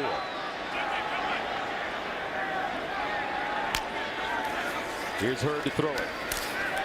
And he puts that one right on the money. And it's caught by Andrew Beck, the sophomore from Tampa. 85 yards. Those are the little plays that are so important because it creates an easier third down opportunity. 3rd and 3 at the 49. And some movement on that offensive line. Let's see if Cal jumped offside. I think they did. Trevor Kelly. Offside, defense number 91, contact. This 5-yard penalty will result in a first down. No movement from Texas draw him up, but Heard was clapping frantically like he wanted the ball right away. Kelly thought the ball was going to be snapped, jumped offside. So first down at the Cal 46 for Texas. Here's the handoff, and it's Chris Warren. Warren taken down by Cragen once again. Kyle Cragen, the son of Greg Cragen, who was an All-Pro for the Denver Broncos back in the late 80s when they went on those 3 Super Bowl runs with John Elway as their quarterback. Great lineage there for Cragen. 2nd and 8. 3:12 to go in the first half. Texas with 3 timeouts left, all 3. And now they'll call a timeout. 3:08 to go. Back to Austin after this. 17-14. Texas leading Cal with 3:08 to go in the second quarter. Quality performance from their redshirt freshman quarterback, Jerrod Heard. And important to note, best the offensive line has looked all season long. They've been excellent up front. Second down and 8 at the 44. Heard has had plenty of time to throw the football. Watch John Burt. He's the receiver at the bottom of your screen.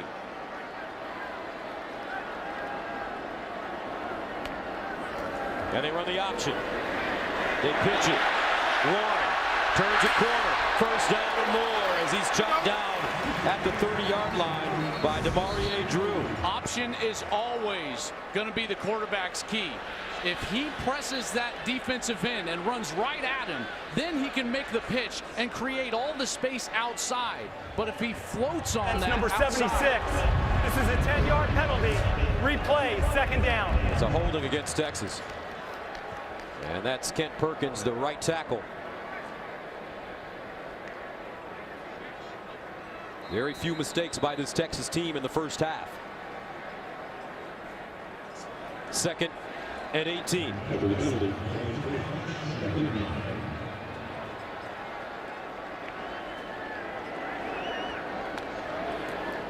Here's Heard underneath, and he finds the freshman Bird who spins and gets to the 39-yard line. And that looks like the setup, Joel. Yeah, it sure does, especially with his speed. True freshman from Tallahassee. He's going to be a great player someday in college football. 6'2", 184 pounds. Special talent. And Cal wants a timeout here. Timeout, Cal. This is their third and final charge timeout of the half. 17-14 Texas, 2:24 to play in the second quarter. On top of California, Gus Johnson, Joel Klatt, Molly McGrath, and Mike Pereira with you. Darrell K. Royal, Texas Memorial Stadium. 3rd down and 3 now at the 39. Texas 3 for 5 on 3rd down conversions. Here's the option to the far side. They pitch it and lose it. And it goes out of bounds. A loss of 11 yards. I was just talking about if the quarterback has any indecision on the option or takes too flat of a route out to the outside, then the option can be covered up by one player. And that's exactly what happened on the last play. Heard had nowhere to pitch it. Ill-advised pitch. At that point, you just go down and live to punt another down. So Michael Dixon, the freshman from Sydney, Australia, comes on to punt. This will be his first punt. He took up punting less than a year ago at a Pro Kick Australia. And this one into the end zone for a touchback. Now huddle up with college football experts in live web chats all season long. A new guest every week, the Edward Jones College Football Huddle on foxsports.com.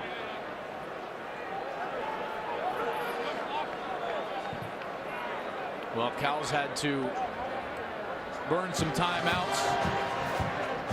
So this veteran group gonna have a minute 53. As long as there was still a minute or more, even with no timeouts, quarterbacks never concerned about the clock in college football because it stops on every first down. They'll start from the 20. Goff moves in the pocket, throws off his back foot. Incomplete. Great pressure that time by the Longhorns. Looked like Desmond Jackson was bearing down on Jerrod Goff. This defensive line has played the best game that they've played all season long through the first 3. Desmond Jackson, we've seen him bring the pressure on Goff time and time again.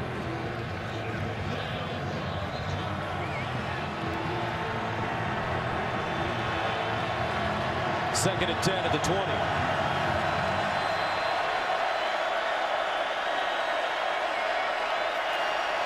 And they'll stay on the ground and wary. And he gets out of bounds to stop the clock. Picks up about 7 on the play.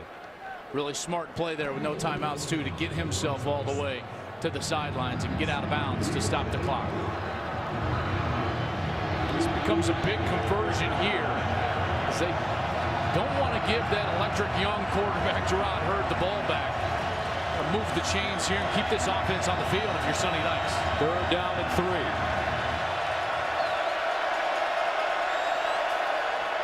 Here's Goff. And Goff sacked. Jerrod Davis. They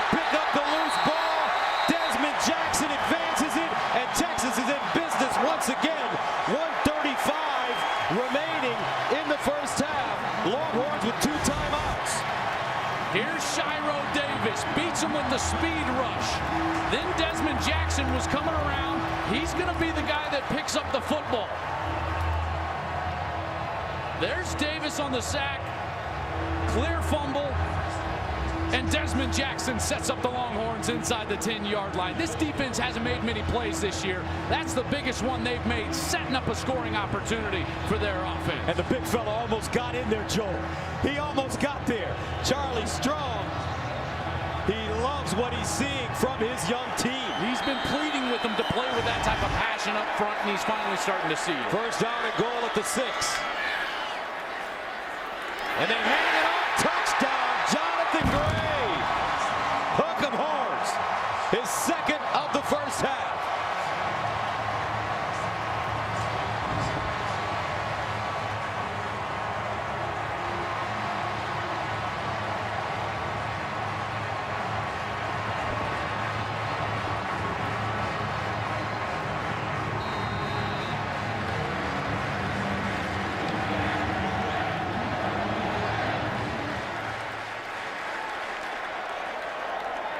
Nick Rose for the extra point, and it's good.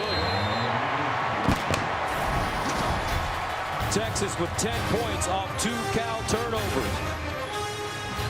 Jonathan Gray, pay dirt again. Longhorns percolating. Joel, I haven't seen that much enthusiasm and energy on the Texas sideline in the last few years. I haven't seen it in this building in the last 3 or 4 years, really haven't. So Texas capitalizing off the California turnovers. 1:32 to go. Nick Rose sends it away. And down to the end zone.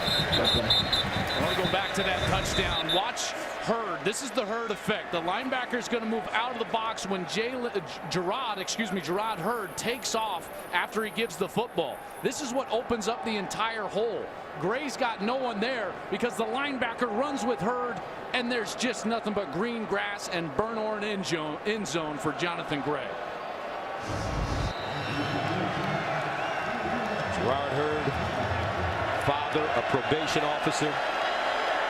Both parents very active in the young man's life. 1st and 10 at the 25. And they hand it off to Muhammad. Muhammad still running. Picks up a first down and more with the seam. Burst of speed down the sideline. Still going. Finally drive down to the 25.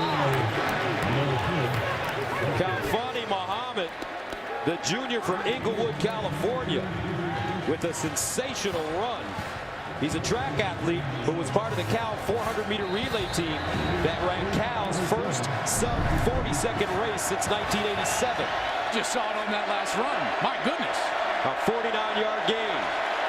1st and 10 at the Texas 26. Goff, he'll throw it in the end zone. Close. Oh, what a play.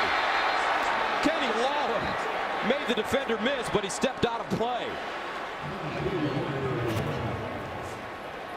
That's a big-time throw from Jared Goff right in the hole. It's called a hole shot behind a cover 2 corner, so a low corner, high safety, and you throw it right in between the two. And in 2 plays, they gain 49 and 22 yards. 1st and goal to the Texas 4.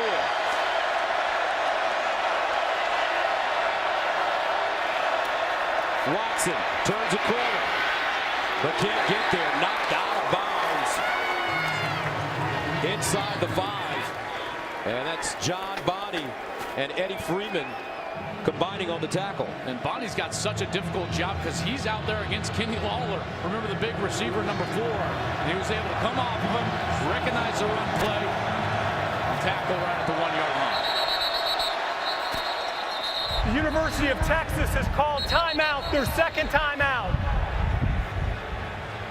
So we'll stay right That'll here. be a 30-second charge timeout. And an injured Longhorn at the 2.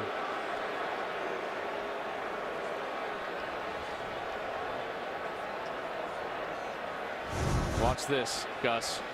Texas player, he's going to come and he's going to be walking towards his sidelines, looking at his sidelines. Here he goes, and then he's going to start to run. No. What? Go down. And now he's down. He was told to go down by his sideline. They were going to get caught with Cal right at the line of scrimmage and told him to go down. That's Edwin Freeman. And Goff knew it, and Goff was livid about it. And he's even got the slanted walk. Goff not happy with it.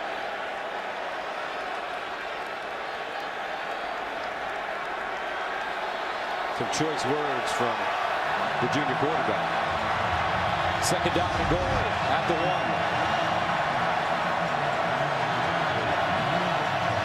Now Texas gets lined up. Here's a handoff. And Wary, touchdown. Easy, breezy. Cal. It takes him only 4 plays to go 75 yards in 40 seconds. Boy, that was an answer. After the sack fumble, set up that Texas score. Jerrod Goff took him right down the field, set up by that sensational run by Khalfani Muhammad. It took him all the way down inside the 30-yard line. Matt Anderson comes on to attempt the extra point. And it's good. 4 plays, 75 yards. Golden Bears score in 40 seconds.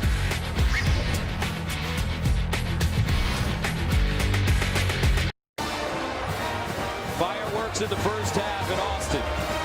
45 points, 614 combined yards between these two teams. And you get the feeling that that young man is just starting to get warm. He started slow a week ago against San Diego State, and then once he got going, boy, he was sensational. And it just takes a quarterback just a little bit of time to understand what this defense is trying to do schematically, and it seems like Goff has got his rhythm now.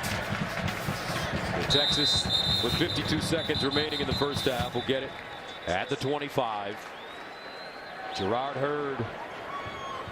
He's shown some electricity as well. 10 of 13, 213 yards passing in the first half. He's rushed it 6 times for 33 yards. I'm normally not a conservative guy. You know that. Yes. As far as play calling goes. But this is one of those times with a 3-point lead. Cal doesn't have timeouts. The last thing you want to do is set them up with a turnover or a short field. Even with 52 seconds left, I think this might be time to run the football. And Cal receives in the second half. Or excuse me, Texas is going to get the ball anyway, so you're going to get this ball right back. Texas will receive in the second half.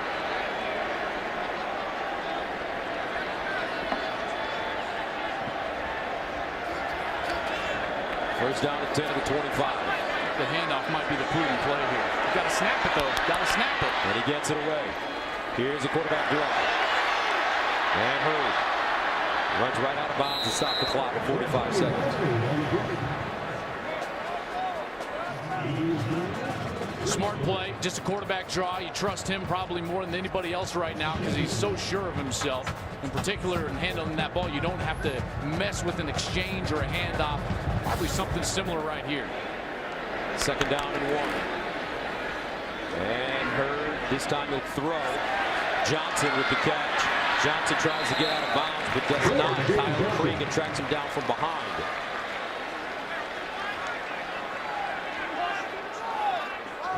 But a gain of 9 and a first down. Now they'll restart the clock. Heard. Sideline. Oh, picked off. Great interception. Jalen Jefferson goes out of bounds with 24 seconds left. And that will give Jerrod Goff and the Cal offense another chance. That's exactly what I was talking about. He's played so well in this first half. The whole team has played so well. He's trying to throw the curl route to Burt on the outside, number 1. And the linebacker just slips right underneath it. Heard didn't even see him the whole time. He was staring him down, and Jalen Jefferson was right there for an easy interception. And now you've got one of the better players in all of college football, Jerrod Goff, even with no timeouts, but the ball in scoring territory at the 30-yard line. Big mistake from Texas right there. Cal came into today tied with San Diego State for the FBS lead with 6 interceptions through 2 weeks of play. Now they have 7. More importantly, Golden Bears at the 30. Goff, sideline. This one cradled and caught by Trevor Davis. Boy, and the official gave him the stop clock. I thought his butt hit inbounds, but he gave him the stop clock. That was huge. Remember, no timeouts here for Cal. 2nd and 2 at the Texas 22.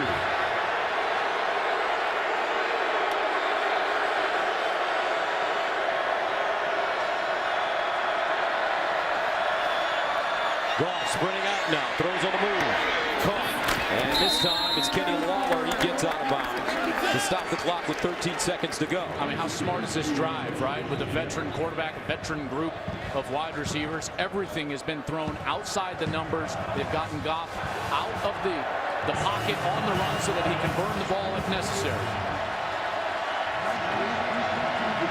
1st down and 10 to the 17.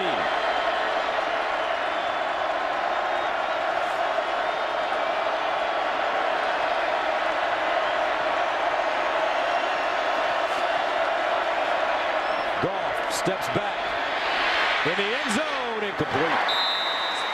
With 8 seconds to go. And how's this for red zone efficiency? Since 2014, Goff has 23 touchdowns and no interceptions in the red zone. He's added a couple of that, 25 now with the 2 touchdown passes tonight.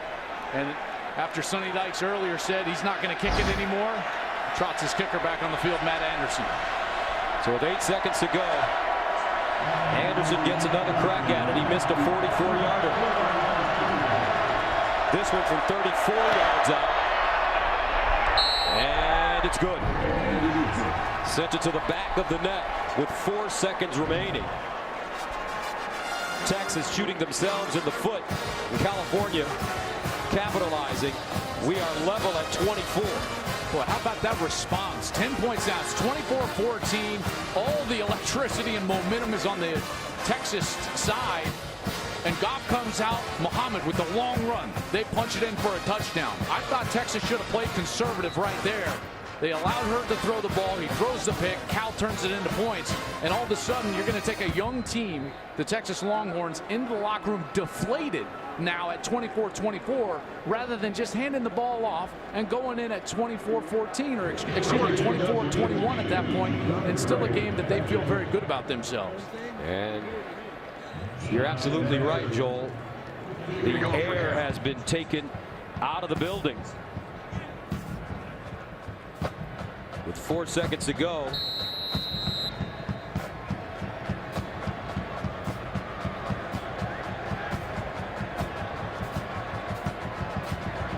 Matt Anderson will send it away to Jay Johnson. Jonathan Gray back deep. And he'll just kick it straight ahead. Texas from the 30. And down at the 36. 48 points scored in the first half, 654 combined yards. We'll start the second half level at 24, Texas and Cal. Right now, let's send you to Rob Stone in.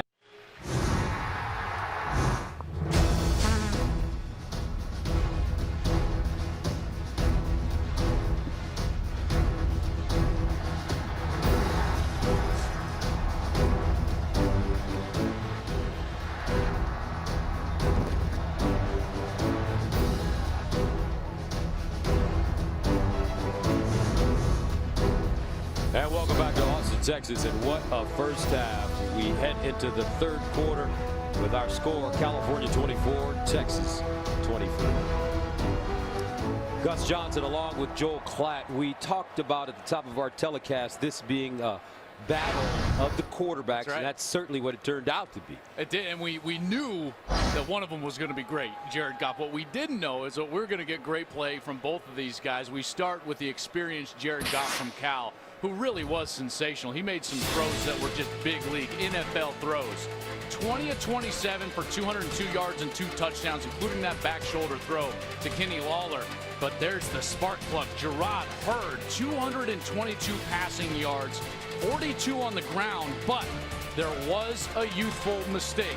Late in that first half, he threw the interception that led to a field goal, and that's the reason that we're sitting here at a tie ball game. As we look at the Firestone first half stats, Texas 95 yards on the ground. That was a point of emphasis for them coming in. I think they've established that very well.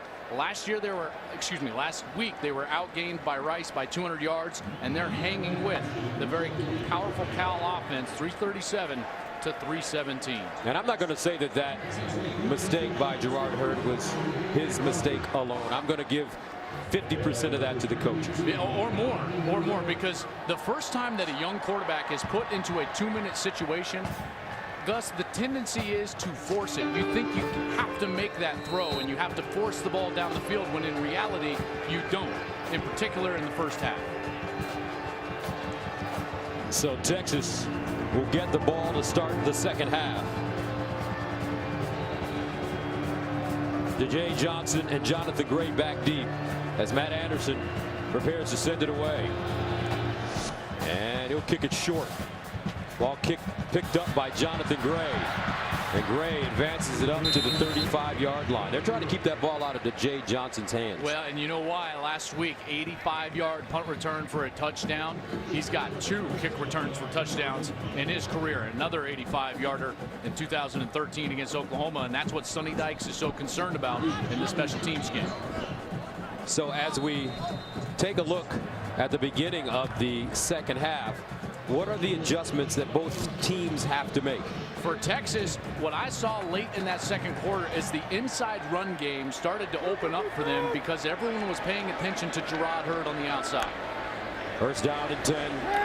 And here's Heard to throw on first down. That's a confidence builder right there. After throwing an interception, he finds John Burt, the freshman wide receiver, on the first play of the second half. Let's check in with Molly McGrath. Gus, Cal scored 10 points going into halftime, but Sonny Dykes told me he feels like his team didn't gain any momentum from that because of crucial mistakes that they made. He said we need to slow down, keep calm, and play smarter. When I asked him if he was surprised by Jerrod Heard's playmaking ability, he laughed and said, "No, I knew he could do that, guys." All right, thank you. Second down and 3. And Heard wants to throw it and lost it. Fumbled the football. And I believe California has it. Yes, they do. Now the question becomes, was that hand moving forward, or was he clearly out of the process of trying to throw the ball? He definitely pumped it once. Trying to find that pop throw over the middle. That is a clear fumble.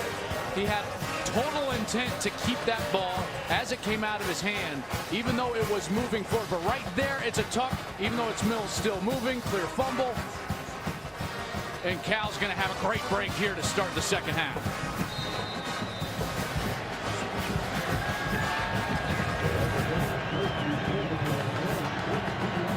So Cal will start at the Texas 42. Goff.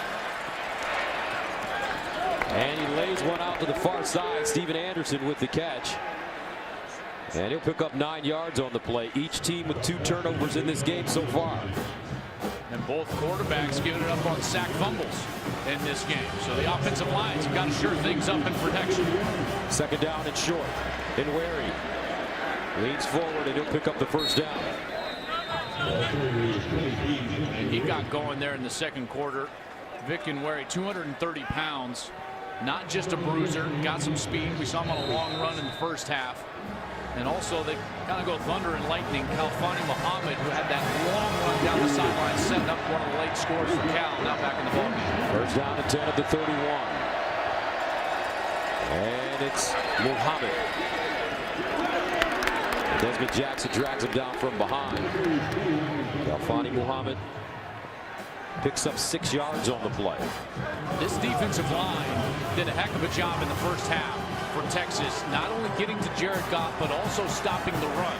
That's something that Cal wanted to emphasize, was come in and run the football between the tackles. And at least early in this third quarter, they've had a couple of successful runs and won the line of scrimmage. Second down and 3. Goff on the play fake. Quick release, gets it up the field. Wow. What a beautiful athlete. As he goes up and makes the grab, just takes it away from Kevin Vaccaro. This is all about trust.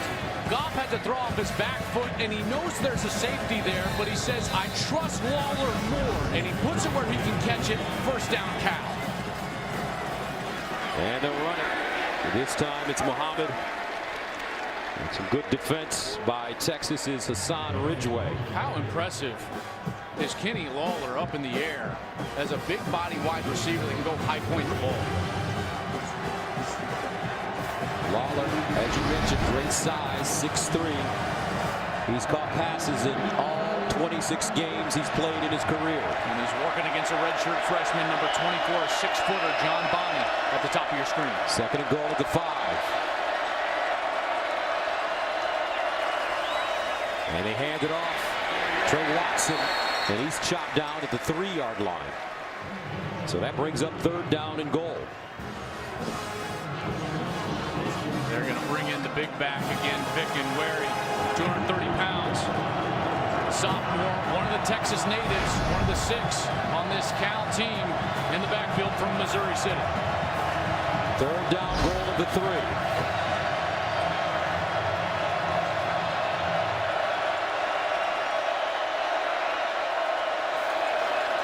They hand it off, and Wary. And no signal yet. They didn't give it to him. They did not give it to him. 4th down. Boy, I thought he was in from our vantage point. Here's Wary, and you have to. The ball, did it cross? I don't think he was ever down, and it looked like that ball was touching the goal line. He still hasn't touched the ground. That looks like a touchdown to me. The ruling on the field is that the runner was short of the goal line. This play is now under review. Gus, the key for me is that he was never down. He was rolling on top of the defender. But also, Joe, I didn't see the ball cross the plane. That's a good point. Mike Pereira, you have a vantage point with all those monitors in front of you. What did you think? Well, I'll tell you what, I'm running it back and forth frame by frame, looking at the down the line shot, and I really don't see you can't really see the ball breaking the tip of the line. I think it might, but boy, it's awfully close to overturn it into a touchdown. Watch right here. No knee hits the ground, nothing hits the ground, but you're going to see the ball there. Now, does it break there? Can you get a close enough shot to see that if it doesn't, if you watch it a little further, you'll see the ball come back into view. Hassan Ridgeway on the bottom there. But did it break? Yeah. You know, very tight play. Very tight play. And Mike, I know that you would love the replay officials to leave this on the field with the ruling on the field. We'll see what they do here. The decision being made. And here it comes. After reviewing the play, the ruling on the field of the runner being down stands. 4th down. So a great play by Hassan Ridgeway. Also Malik Jefferson to keep Vic and Wary out of the end zone. So that makes it 4th down and goal. Sonny Dykes, no doubt, going for it. Can they keep him out twice? Gotta sneak it with Goff here. He's 6'4". 2:15. They hand it off, and that's a touchdown. Vic and Wary has enough space, and Cal capitalizes on the Texas turnover.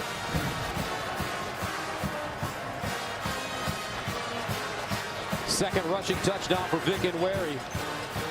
He's coming back to his home state. Check out Stephen Moore, number 64. He blocks down, and that angle on the down block is what creates all the space. You see that movement, and that's where Wary hops over for the touchdown. That's great technique inside the 1-yard line from the offensive lineman. So Cal takes a 30-24 lead.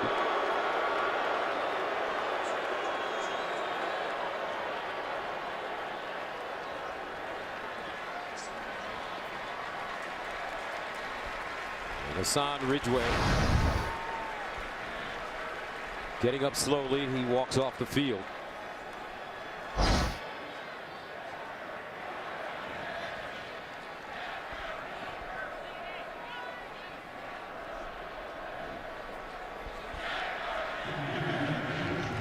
And Matt Anderson will try to add the extra point. Here's Lawler playing with the crowd.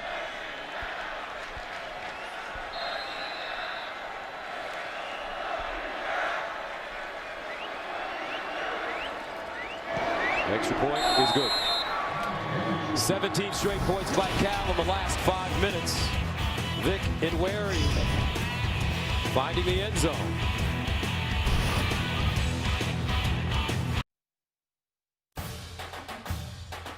Fox College Football is presented by Geico. 15 minutes could save you 15% or more on car insurance. And sponsored by Lowe's. Hurry in this week for great fall savings. And by AT&T, mobilizing your world. 31-24 California. Texas has now given up at least 28 points in 5 straight games, tying the all-time school record a mark set just 3 seasons ago. Sonny Dykes coming back to familiar surroundings. His father coaching with Darrell Royal for 5 years and going on to be the head coach at Texas Tech, where his son grew up. Sonny. This ball kicked into the back of the end zone for a touchback. Now let's go to Los Angeles and check in with Jenny Taft for a game break. Gus, thanks. Here's an update on number 3 TCU SMU and another reason why he's a Heisman hopeful. So you can see Trevon Boykin escape the sack, somehow takes it in 20 yards for the touchdown. He also has 2 passing touchdowns tonight. The Horned Frogs with the 28-17 lead at halftime. Gus? Right, it's amazing to see Trevon Boykin and what he's done. He was a running back at one time at TCU, a wide receiver, and now one of the most prolific quarterbacks in the nation. Remember, he was forced into action as a quarterback years ago when Casey Paul went through his problems there at TCU. So quite a ride there for Heisman candidate Trevon Boykin. First down and 10 at the 25. Here's Heard. Pump fakes. And throws this one away. He had pressure from the backside coming. And Cal just reading that play nicely. Yeah, and sometimes the best decision that a quarterback can make is to burn the football, and that's exactly what Heard did. Not trying to complete it. He was running a screen pass, so he knew he couldn't throw it down the field. He burned it at the receiver's feet. Very smart play from Heard. Heard again. This time he hands it off to Jonathan Gray. Gray can barely get back to the line of scrimmage, if that. And it's so interesting, Joel. Emotion and tempo. Swinging the way it swung in this game. Heard throws that interception at the end of the first half, and this Texas offense is 100% flat right now. Yeah, and you're not moving with any tempo or pace. The offensive line has started to lose the battle against this defensive front from Cal. Longhorns need some juice here. Cal showing blitz from the corner. Here's Heard. Wants to take off and run it. Gets outside. Heard still on the move. First down. There's the juice. That's what they needed to get them going. Wake up, young men. He's done it before on some of these drives. Watch as he's scrambling, as he nears the line of scrimmage. He's going to act like he's going to bring the ball up and throw it right there. See that? That made all the defenders stay on their wide receivers and gave them the lane for a first down. That's a really smart play from a young quarterback. That's exciting. First and 10 at the 36. Now Heard again under pressure. Steps up in the pocket. Tries to bounce it outside. Turns the corner. And gets out of bounds at the 40. Once again, Heard has carried the ball 10 times. As he gains 5 there for 58 yards and a touchdown. I mean, Gus, you watch football every Saturday all fall. That play's not supposed to go for positive yardage. I mean, that athletic ability from Jerrod Heard is just remarkable in setting him up a medium second down opportunity. Dante Foreman in the backfield for Texas. Good motion. Heard to throw it. Quarterback draw again with running room. First down. There's your running game right there, Joel Klatt. That's right, and I like the play call. What did they need? A little juice. You said they were flat, and they were. The stadium's been flat. So who do you give the ball to? Your electric quarterback. I like what Jay Norvell has done here in the last 3 plays, allowing his guy to get loose and provide a little momentum on the start of this drive. First down and 10 after the 6-yard pickup by Jerrod Heard. This time he hands it off. Not a lot of room for Dante Foreman. He'll gain a yard. Where those dialed-up quarterback draws have worked very well for Texas during the course of this game. Spreading them out, having the running back motion out of the backfield. You spread out those linebackers and then let Heard get going. Watch John Burt, receiver at the bottom of your screen, as they hand it off. And this time, Foreman cannot get outside. Terrific tackle by Darius White, the senior cornerback, but a flag on the play. It's going to be a legal block down the field. Number 66, Cedric Flowers, was way down the field. Went low on one of the defensive backs, near or even after the whistle. And he's one of the seniors up there. We talk about a youth movement for Texas. Cedric Flowers is one of the seniors, 6'2", 326 pounds. The result of the play is a third down. After the play, personal foul, offense, number 66. This is a 10-yard penalty, 15-yard penalty, third down. There's 66 here on the right side of your screen.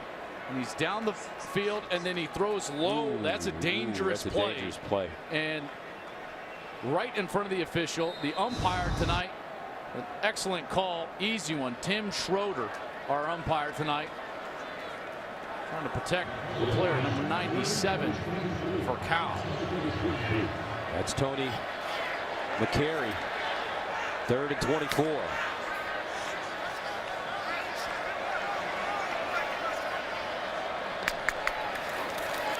Heard in trouble and gets rid of it. Incomplete. Closest man to the football, Dante Foreman. Great pressure being applied by Cal, and that will force the Longhorns to punt it away.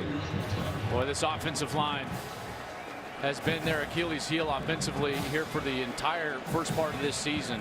They were pretty good in the first half and providing time for Heard, but these last couple of series, they have just been a total sieve up front in front of their redshirt freshman. Michael Dixon punts it away, and it's fair caught at the 29.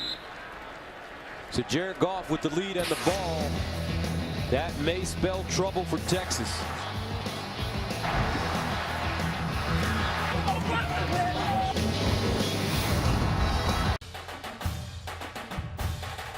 Fox College Football presented by Geico is sponsored by Black Mass from Warner Brothers Pictures.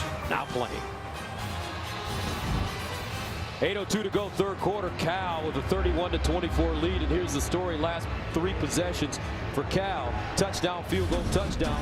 Last 3 possessions for Texas. Interception, fumble, punt. As you take a look at the leading receivers tonight. First down at the 29 for the Golden Bears. And Muhammad running. And he crosses the 30 up to the 32. And they keep you off balance with this Sonny Dykes offense. They really do, and they've got lots of weapons. We've seen Muhammad break off a long run. Kenny Lawler, he's been sensational. 5 catches, 76 yards, 15 per catch. And then they've got a quarterback that can distribute the ball to all of them. 2nd and 7 at the 32, and when in doubt, they throw it to Steven Anderson, the flex tight end.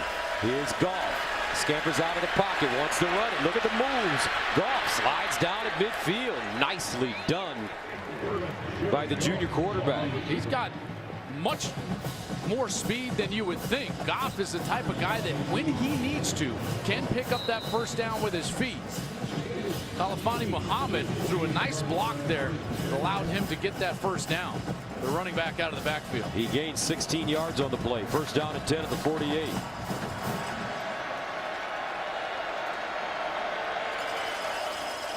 And Watson, he'll get to midfield. Let's go to Molly for an injury update. Yeah, Texas linebacker Malik Jefferson had training staff looking at his right ankle. They took off his shoe and heavily wrapped it. It had extra padding. He could hardly get his shoe back on, but he is back on the field. Let's just keep an eye on his right ankle, guys. All right, thank you. Malik Jefferson, the 2nd most tackles in FBS among freshmen, with 18 coming into this game. 2nd down and 8 yards at midfield.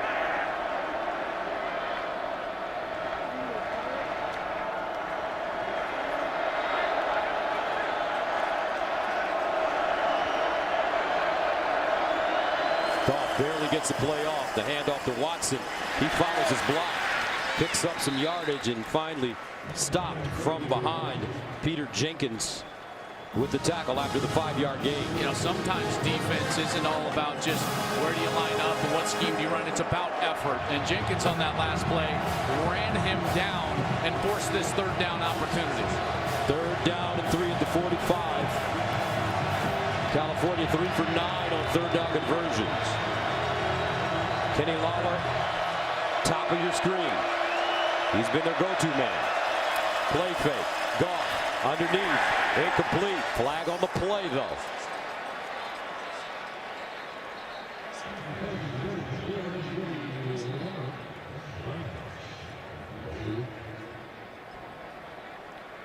I think they're going to get an illegal hands to the face on Malik Jefferson, number 46, who knocked the helmet off.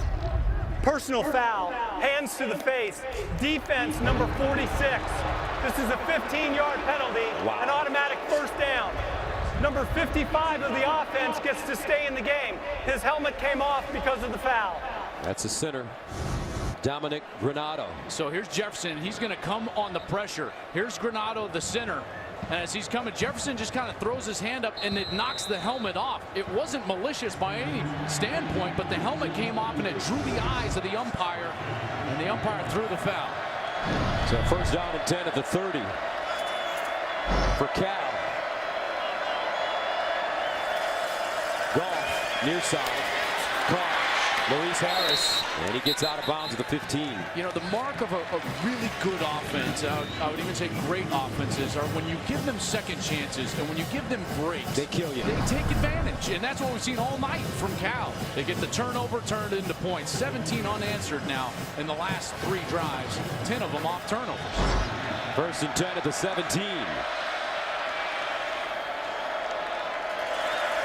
And the handoff to Watson. Watson still running. Finally dragged down by Jefferson inside the 10. And I'll tell you what, this California offense, Joel, they are surgical. I think it starts in their offensive front. That offensive line is so good and so experienced. Watch their right tackle, Stephen Moore. He's going to come all the way down and cut off the defensive tackle and create the hole. That's an exceptional block from an offensive tackle. 2nd down and 1 at the 8. And Watson again, dragged down inside the 2. And Sonny Dykes said, when I got here 3 seasons ago, it was alarming what we had to work with. Now we're tough, we're strong, and we're big. To his point, Cal's offensive line now has 92 starts under the belt of their offensive line, led by 39 from Jordan Rigsby. Rigsby, 73, the right guard. 1st and goal at the 3. Play fake. Goff in the end zone, touchdown. Kenny Lawler. Wow. These young men are good.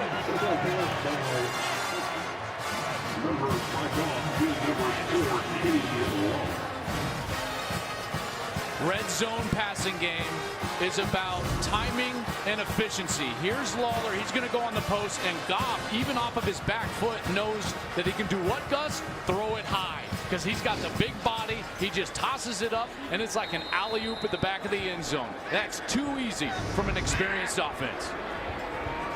So Kenny Lawler gives Cal a 37-24 lead. Lawler 6 catches, 79 yards, 2 touchdowns. Texas with a lot of work to do now. Extra point is good. The California Golden Bears coming into Austin, taking no prisoners.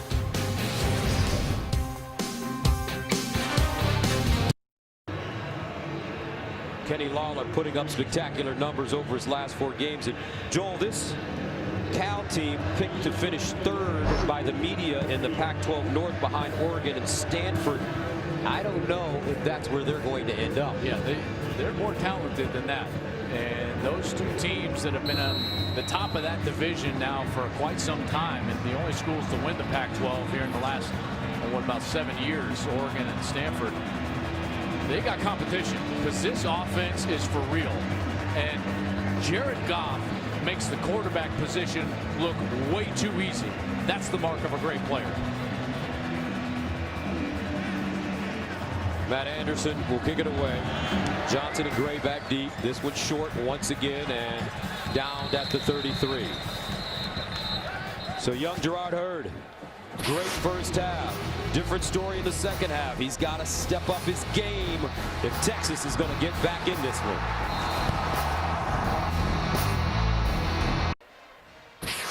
These teams have met 5 times prior to this evening, and Texas has won all 5 games. In 1970, the Longhorns routed the Golden Bears on their way to a national championship. And the last time they played in the 2011 Holiday Bowl, David Ash led Texas to victory. You know, striking seeing those scores that Cal scored 28 points in all their previous meetings against Texas. They've got 38 points tonight with Jerrod Goff at the helm. First down and 10, and they're running with Foreman. Foreman still on the move. Very good run after contact as he drags defenders to the 41, maybe the 42-yard line. Last week, Rice had a great second quarter. Texas came out and scored 3 third-quarter touchdowns. In the previous 12 games, going back to Game 3 last year, the Longhorns had not scored a third-quarter touchdown. They desperately need one right now. Second and short. And here's Heard slicing through the hole, and he picks up the first down. Hardy Nickerson with the tackle. You know, one of the play concepts that we haven't seen since the first half is that wheel route from the slot receivers that was so dangerous with both Jonathan Gray on the backfield and DeJay Johnson. And they haven't gone back to it yet.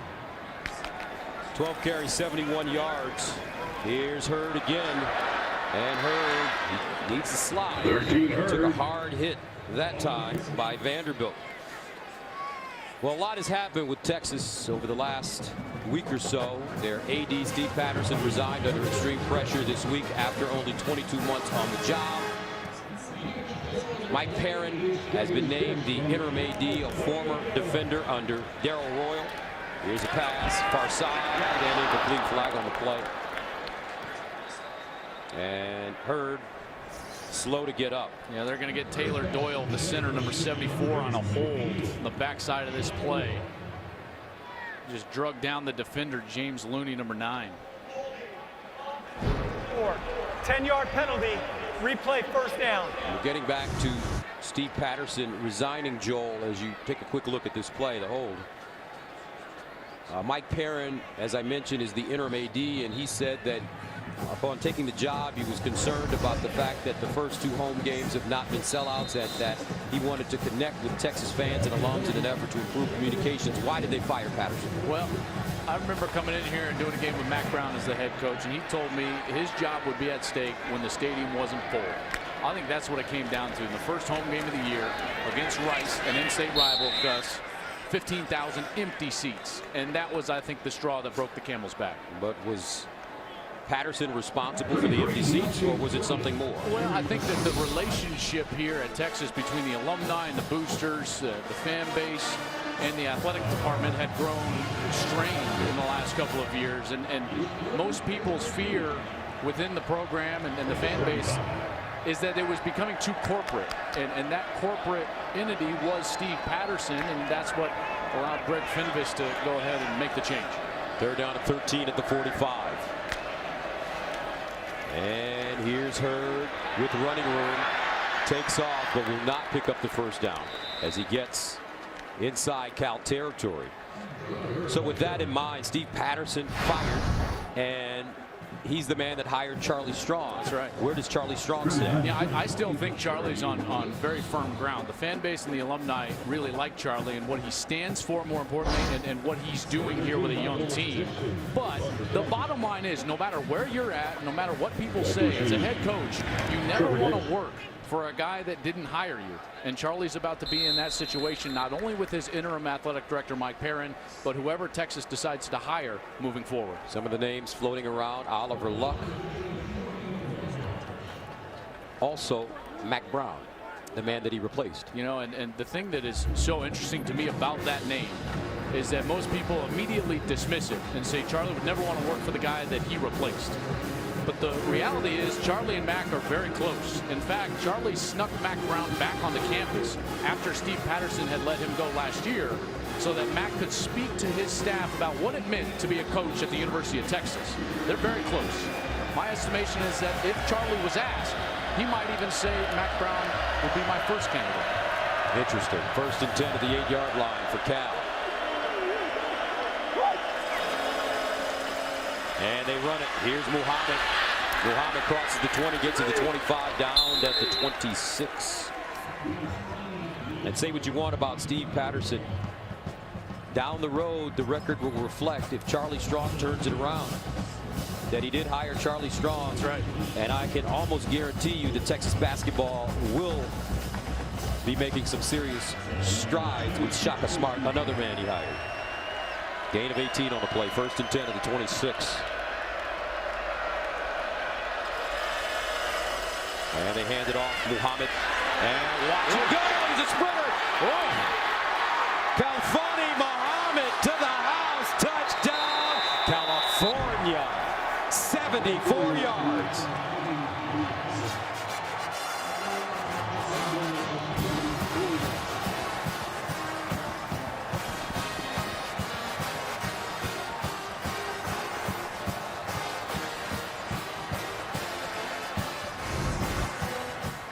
This is big 99 Malik Monroe, and he's going to come across and he pins that hole. He blocks 2 Longhorns, and now the hole is wide open for Muhammad, who takes it the rest of the way. Extra point up and good, and just like that, California has broken this game wide open. 45 points on the scoreboard. Cal 4 touchdowns and a field goal in the last 5 drives. 31 straight points.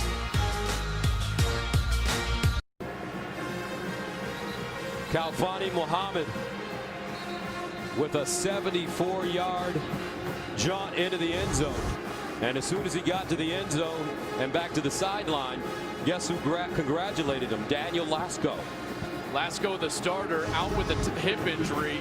He's their leading rusher, one of their leaders, a senior from the Woodlands, Texas.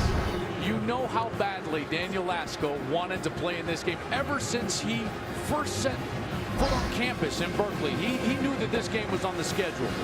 Strains his hip, leg injury, can't play. He's got to be devastated, and yet the unselfishness to be happy for Kalfani Muhammad.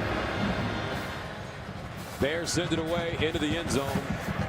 And Texas will start from the 25, 1:16 to go in the third. So the wheels have fallen off for Texas. In the meantime, let's go to Los Angeles for a game break. Gus, thank you. It's a final in Fayetteville. Here's Justin Stockton up the middle for the 22-yard score. Texas Tech gets the W, adds to Arkansas's misery. Final 35-24. The Red Raiders 3-0. Gus Joel, back to you.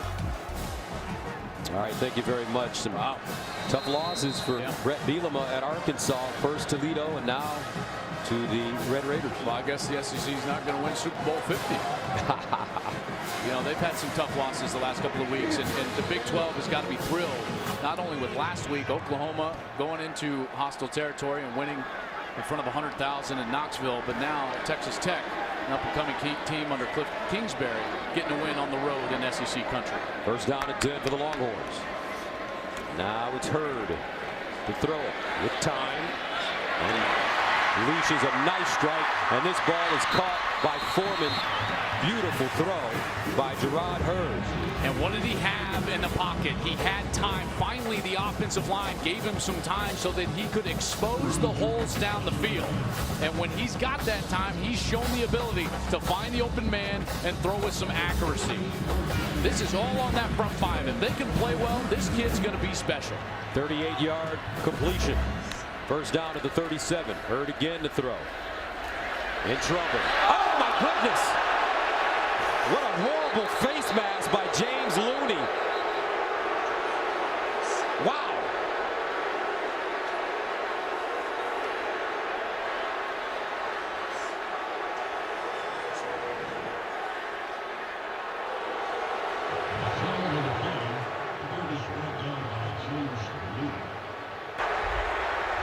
Personal foul, face mask, defense number 9.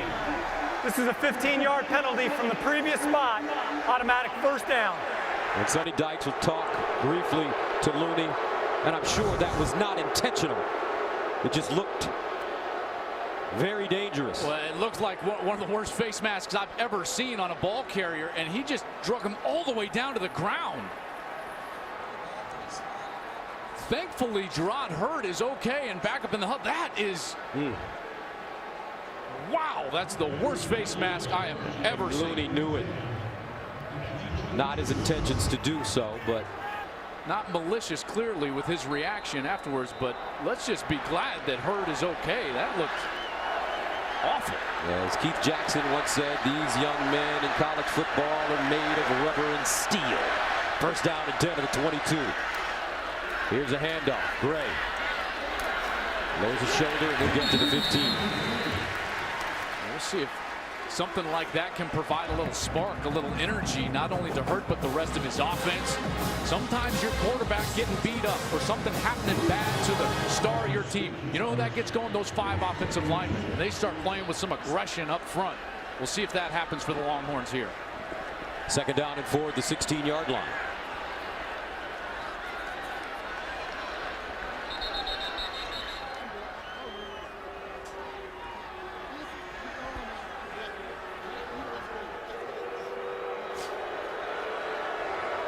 Fans not happy with the officials stopping the Longhorns' momentum.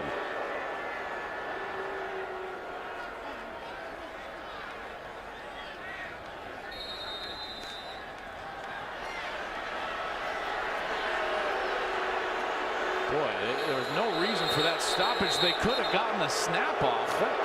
And that takes us to the end of the third quarter. 45-24. Texas threatening.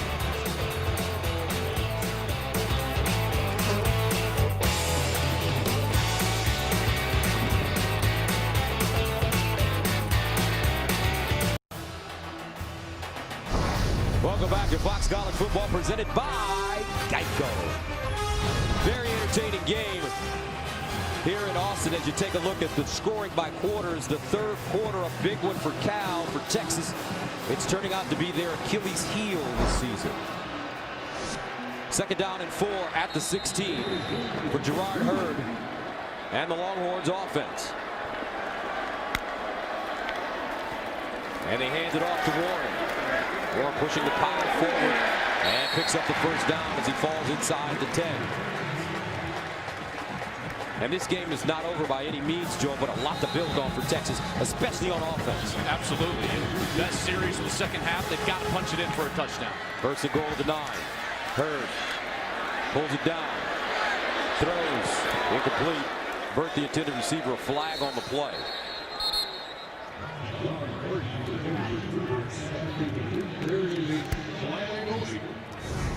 Watch the wide receiver, John Burton. He's going to get a scramble to him. Heard's going to come, but he doesn't Holding. move. Offense number 74. Just sits there. 10-yard That's where penalty. you go with the ball. Replay first down. That's a young wide receiver not helping out his quarterback. Jerrod Heard was looking for John Burton. Forced him to hold the ball, which made the offensive line block a beat longer, which then induces the hold. Those are the mistakes that young teams make that Texas is going to have to fight through right now with such a young, talented roster. Taylor Durham called for the holding penalty. The center, 9 penalties against the Longhorns. First down and goal now from the 19. And they'll hand it off. Chris Warren.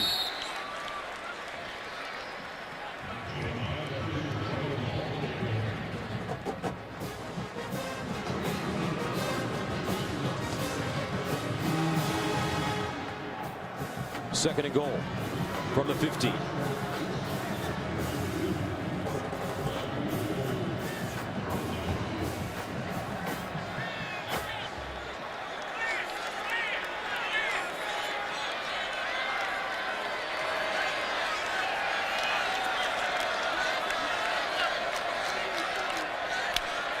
Heard wants a throw.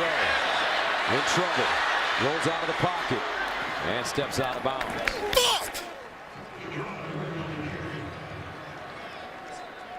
He was going to get a blitz on the right side. Watch this. They're going to come from the right side. He's going to get both blitzers, but doesn't see them. Now, he's elusive enough to get out of it, but at that point, it's a broken play. All of his routes were to the left, and he had no one to throw to and has to run out of bounds. Third down goal at the 13-yard line.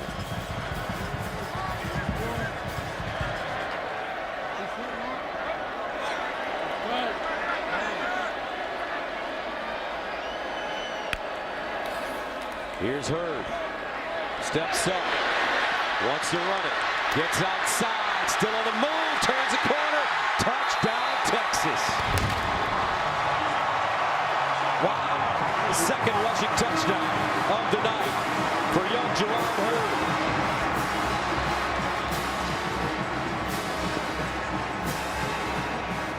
And he scores on 3rd down and goal from the 13. What a run. Man, there was nothing there. I mean, nothing there. Great defense from Cal. That's just a sensational individual effort. Nick rolls with the extra point, and it's good. Jerrod Heard has thrown for 267 yards and rushed for 96. Texas refusing to quit. Let's see if the defense can step up now.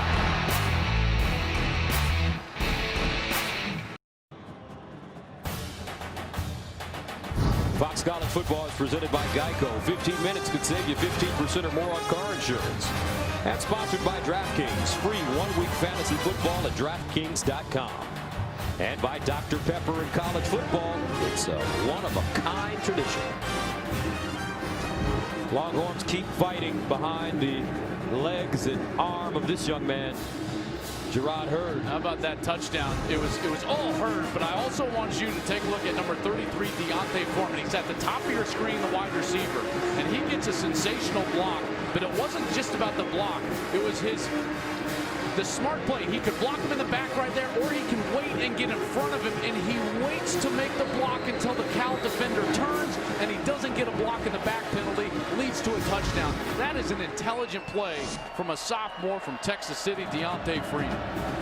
And that was on Hardy Nickerson. As the Longhorns will fly it out of the end zone. But Jared Goff coming back on the field, and let's take a look at his numbers. 24-31, 249 yards, 3 touchdowns, no interception. And now the difficult part for Texas. You know, getting their offense going is one thing, but stopping Jared Goff is another. 4th straight game with 3 touchdown passes. Guy's 24-31, and he is surgical back there when he's throwing the football. But if Texas gets a stop, this could start to get uncomfortable for the Golden Bears. First down and 10 to the 25. And a timeout called by UT. 13:24 to play, 4th quarter. A lot of football remaining here, folks.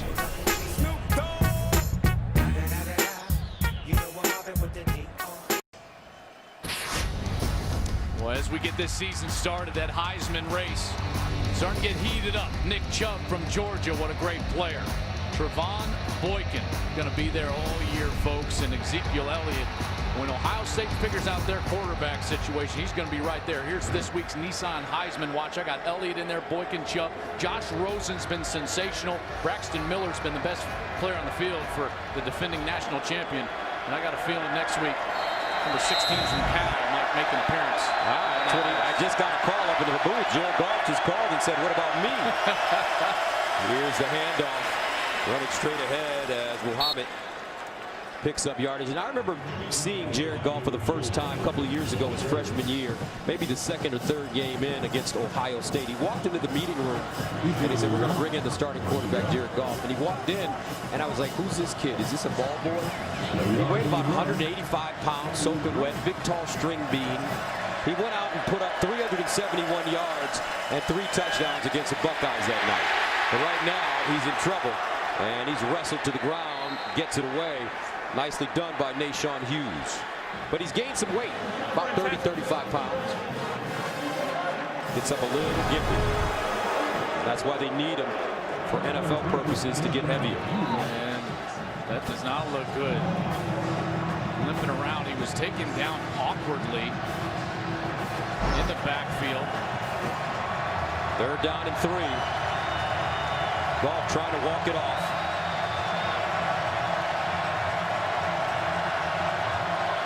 See if Texas can dial up some pressure on him.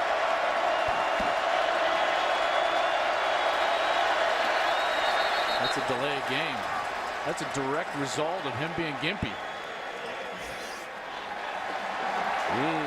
You take that concentration away from the quarterback. Let's go back to that last play. Here's Nashawn Hughes, number 40, and he's the one that ties him up with the ball, trying to get him down to the ground. And as Goff throws it, he lands right on the back of his legs. He gets up gimpy. His concentration is not there, and then he takes a delay of game. Boy, let's hope he's okay, because that doesn't look good there. You can tell he was wincing his pain as he went down to the ground. So 3rd down and 8 now. Crowd back into it here in Texas. Goff looking to the sideline, throws it on the money. 1st down. Wow. Trevor Davis. I want you to see a precision route being run. Now, he might get away with a little bump at the top end of this route, but Trevor Davis created the space for that completion.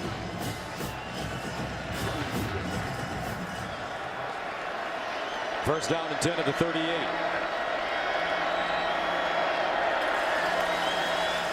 And they run it, nowhere to go for Muhammad. Terrific tackle by Jerrod Davis. Goff still moving gingerly back there. Clearly not right.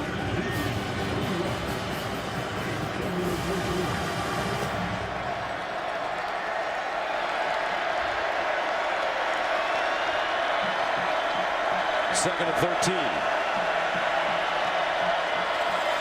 Goff over the middle. Caught by Hudson. And he's stopped by John Bonney. That brings up 3rd down and 6. Starting to move a little better now, and I like the play call, because what they did is they weren't having him getting into any footwork situations. It's just catch and throw. Try to get his legs under him here a little bit as he's been looking around. I'd roll up in bump coverage if I was Texas, knowing that Goff can't move around the pocket all that well.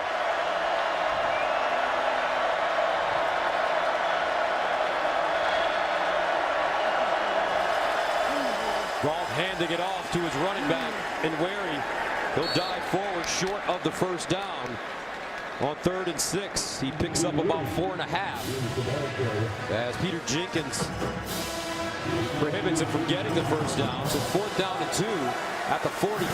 And wow, Sonny Dykes going for it. Wow, I don't understand this. We talk about potentially creating the momentum for the opponent if they're not able to get it. Remember, he pooched a punt in the 1st half. Jerrod Goff, but he's got a tender leg, it seems like. He's been limping around. And he'll pooch it again. Not a bad punt as it goes out of bounds inside the 25. 10:25 to go, 4th quarter. Here comes Texas with the ball. A lot of time to play. I'm different, yeah, I'm different. All right, the 2nd half has been an interesting one. Well, it started so poorly for Texas with that sack fumble. Cal takes advantage. They start pouring it on. The long run from Muhammad, but then the spark plug. Jerrod Heard. He runs it in and makes it a 14-point game, and then the defense stepped up and created an opportunity that we've got now. This is such an important series, obviously. But one of the things that Charlie Strong's got to be thinking about, if they get close to the 50-yard line, now it starts to be 4-down territory the rest of the way for Texas. As you take a look at the numbers for Heard this evening, on 1st down, he wants to throw it. And DJ Johnson with the catch as he gets down at midfield. So just like that in one play, 26 yards. Now we have over 1,000 combined yards in this highly entertaining football game. Boy, when he's got time, he's been throwing the ball beautifully down the field. 1st and 10 at midfield.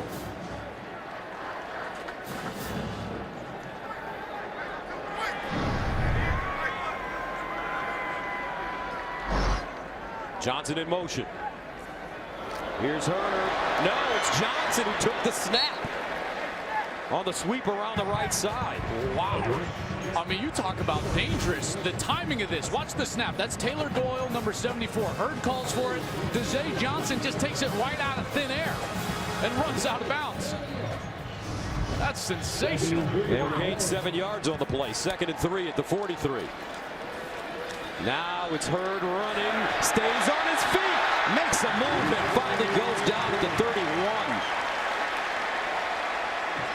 Luke Rebenzer with the saving tackle. If not, Heard could have been gone. Rebenzer, backup quarterback a year ago, moved over to safety. He made that touchdown saving tackle. 1st down and 10 at the 31.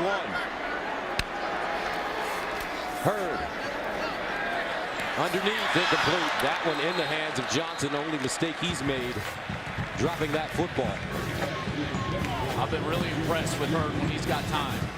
You know, given enough time, he's been able to throw in rhythm, in balance, and able to drive the football down the field. That one was dead accurate to Deja Johnson. He just put it on the ground.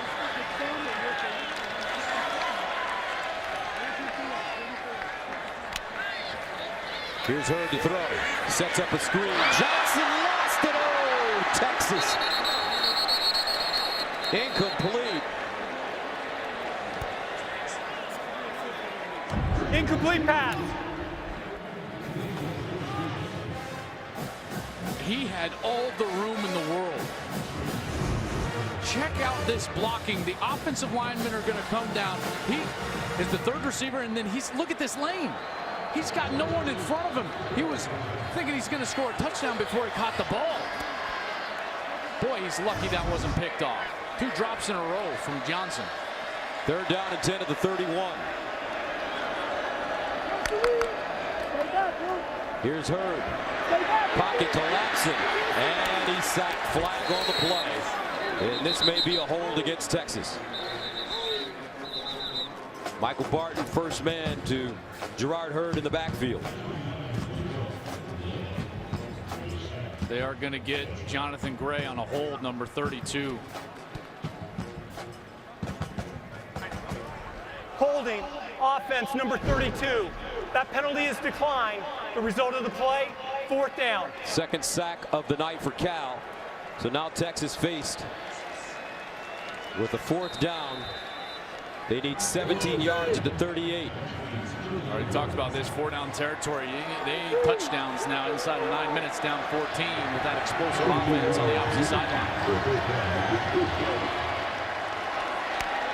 Heard Dropping back. In trouble and sacked. Great job by this Cal defense. Tony McCary makes the play, and Texas turns it over on downs. Wasn't great protection, but I thought it was better coverage down the field. Nowhere to throw the ball. Number 21, Stephen McClure, stepping up perfectly in the back end.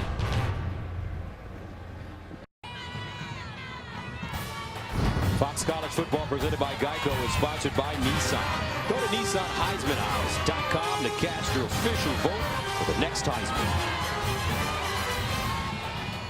45-31 Cal on top of Texas with under 9 minutes to play in the fourth quarter. Texas going for it on fourth down, and that Cal defense stout. And that's what this team talks about more than anything in California, is how their defense is improved, and they're trying to catch them up with this prolific offense. You know, last year this team scored over 38 points per game, obviously prolific on offense, but their defense also gave up over 38 points per game. One of only 6 in the history of the FBS, Gus, to score 38 and give up 38. Now this defense comes in so improved, you know they're going to score. This offense is potent. I think this puts the whole Pac-12 conference on alert that this Cal Bears team is not the same team that they've seen from the last couple of seasons. They're not your average Bears. Second down and 8 at the 46.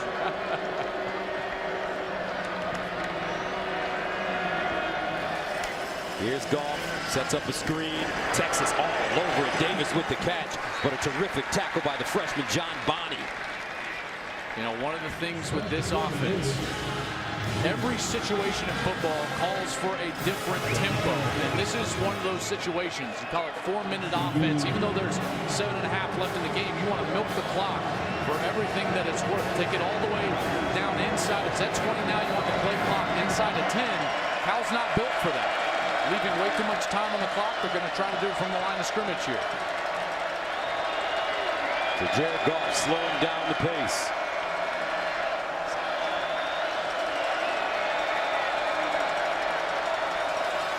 On 3rd and 7, Goff in trouble. Fires incomplete. Texas brought everybody on that play, and that will force the Bears to punt it away as Goff limps off the field. I love the play call from Vance Bedford, the defensive coordinator, and Charlie Strong. Because the one thing you want to do in a 3rd and long, and anytime you're in 7+, that's a 3rd and long. You get into that situation, you want the ball out of the quarterback's hand as quickly as possible. They were able to do that with the blitz. Now that dangerous man back to receive the punt after Vance Bedford dialed up that pressure. And this is the first punt for Cal as Cole Linninger comes on. The first punt by the Cal punter, I should say. Goff has served as the quarterback and the punter. Cal. So Cal calls a timeout. This will be a 30-second timeout. 7:07 to play in the 4th quarter. DeJay Johnson. Boy, he'd love to get his hands on the football.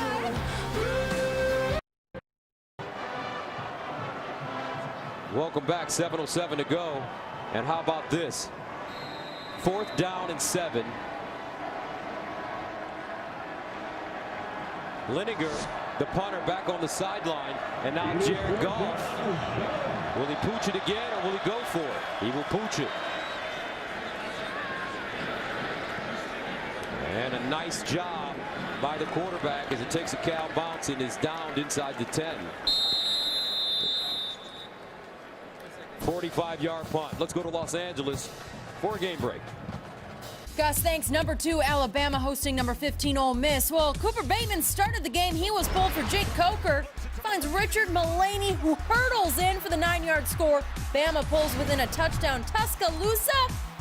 Yeah, they're rocking, but the Rebels lead 17-10 at half. Gus, Joel, back to you.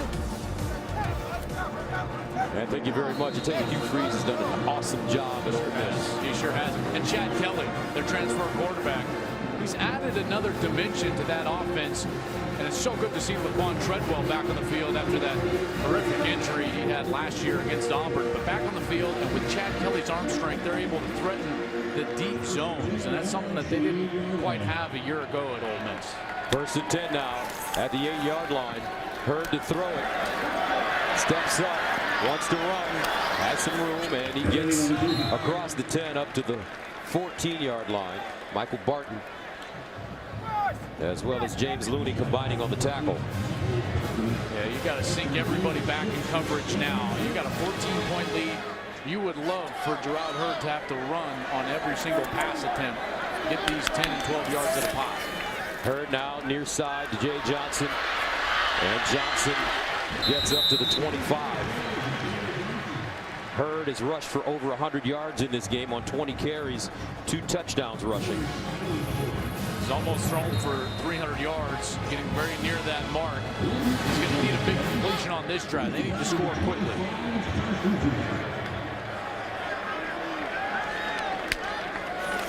Here's Heard on the play fake with time and incomplete. Johnson crossing the field was the intended receiver. He wanted a flag, won't get it. Stephon McClure defensively for Cal. I thought McClure arrived a little early, but the problem is that the ball was so far out in front. I don't think you could make a reasonable argument that Johnson was going to go down and catch that ball. He was already running as fast as he could, and it was still way out in front of me. Even if he dove, I don't think he would have caught that ball. 2nd and 10. Heard bounces out of the pocket, turns it up, and it goes down at the 27. Gaining a couple. Now, offensively, you have to break the game down in sections. Clearly, you want to score on this possession. You need a touchdown, but you need a touchdown somewhere around the 4-minute mark. from 3:30 to 4 minutes so that you're not forced into an onside kick situation, so that you can continue to utilize your defense, kick off, and still try to get the ball back. That's the goal of the offense. Here's Heard again, looking. Rolls out of the pocket. Oh, great move as he slides down and picks up a first down at the 37, maybe the 38-yard line, depending on the spot. He gained 9. Boy, this near side linesman just gave him a horrific spot from 50 yards away. I mean, he's on all the way the opposite side. He's running in there trying to put him a yard short of the first down. They're having a conversation right now, and hopefully the linesman on the other side is going to win this argument. Here's Heard as he's running. He needs to get to about. Ruling on the field as the quarterback was down. 4th down. And I think the official did a nice job. Well, the pellets didn't kick up until he hits right there, the line to gain. Ball's behind it. Boy, I made a mistake there. I was looking at his knee, not the ball. The linesman on the near side, I think, did a nice job, Gus. In real time, I thought Texas has called timeout to challenge the ruling on the field that the quarterback was down. And maybe we were wrong, but it did look like Jerrod went down a little early.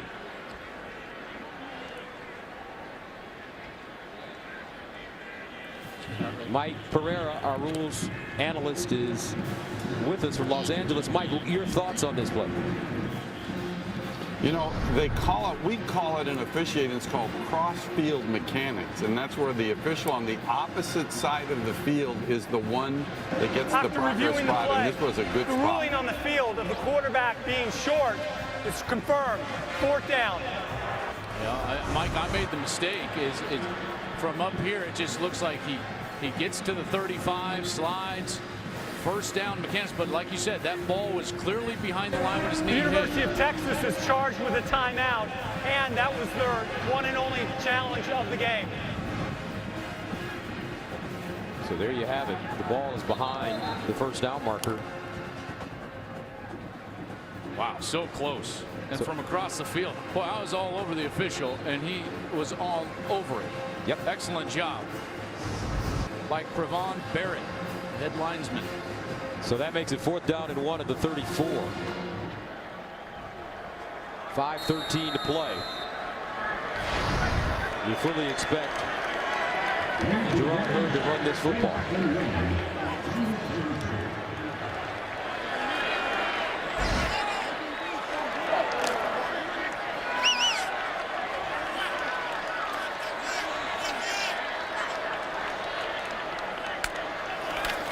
And Heard hands it off for the first down.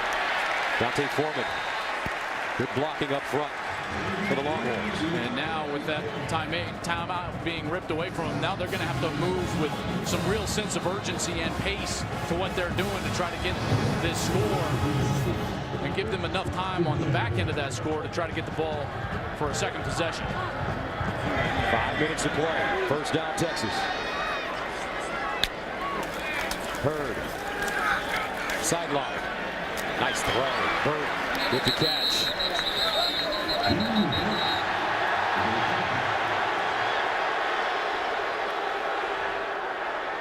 Love how he steps into that throw. After the fake, Burt's got so much speed that the corner on the opposite side, Darius White, number 6, he's having to honor that deep ball, as he should in this situation. So those underneath routes are going to be wide open for a guy like John Burt all the way down the field. So what's the philosophy for the secondary at this point in the game?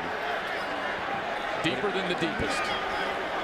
Don't let anybody get behind you. Don't let anybody get behind you. And the handoff. Dante Foreman, first down, Texas. Clock will stop at 4:07. And it's beginning to be an issue now. It wasn't at the start of this drive, but now it's beginning to be an issue, because as soon as you get under that 3:30 mark, towards 3 minutes and inside of that, you're starting to think about having to onside kick it if you're able to score on this possession. So a sense of urgency now needed for the Longhorns. First down at midfield. Jerrod Heard to throw. Near side. Nice throw. Good catch. And the Longhorns get out of bounds as Armonte Foreman makes the reception, the sophomore from Texas City. And any of these plays that you can get out of bounds with the ball as a ball carrier, you got to do it. And that was an excellent job there by Foreman.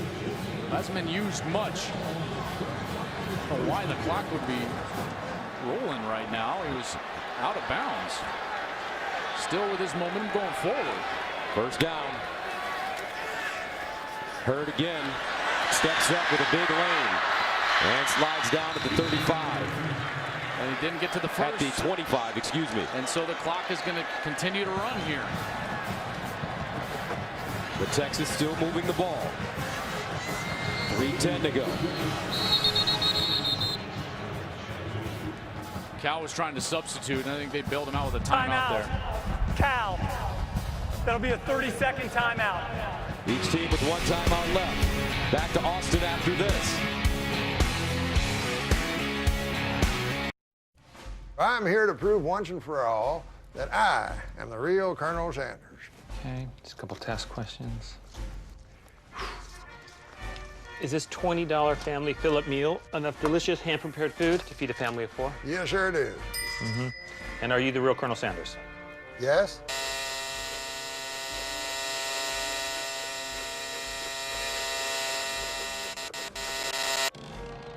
It's finger-licking good. Remember, this game was tied at 24 at the end of the first half. And going into the halftime period, Jerrod Heard threw an interception. Cal made him pay, scoring points. And when they came out in the second half, it almost seemed as if the Longhorns had lost all momentum. And Cal took advantage with the 21 points in the third quarter. Here's a handoff to Gray. Breaks free. Gray. They'll make that Foreman touchdown. Foreman gets in a 27-yard run. And with 3 minutes to go, Texas scores. And that's exactly what they needed. I said they needed to score before 3 minutes. They hit it right on the button. And now they got some life, making it a one-possession game after the long run from Deontay Foreman. Big fella's got some moves at 240.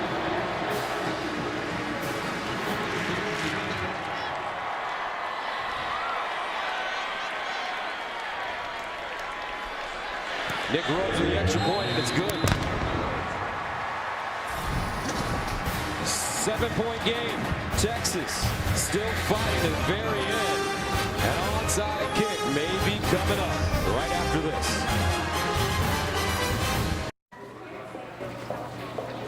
Look at you. Oh, look at him. One look can change the way you see the world. Look at you. Look after them with the protection of life insurance from New York Life. Get started today. We see murders before they happen. If I could just get to one in time. I'm a detective. I can help you. We're gonna do great things together. Minority Report series premiered this Monday at 9/8 Central on Fox.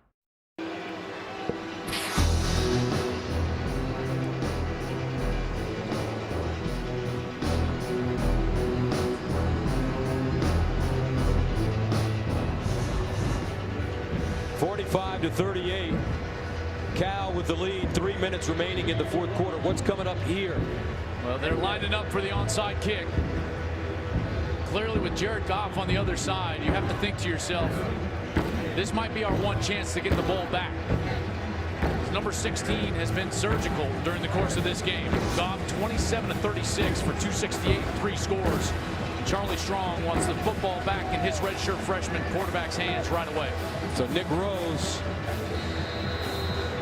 how does he want to hit this, Joel? You got to hit it with a little pace right towards the 50-yard line, right where Charlie Strong is. Charlie Strong is his marker. See, he's waving to his kicker right here. There's Charlie Strong.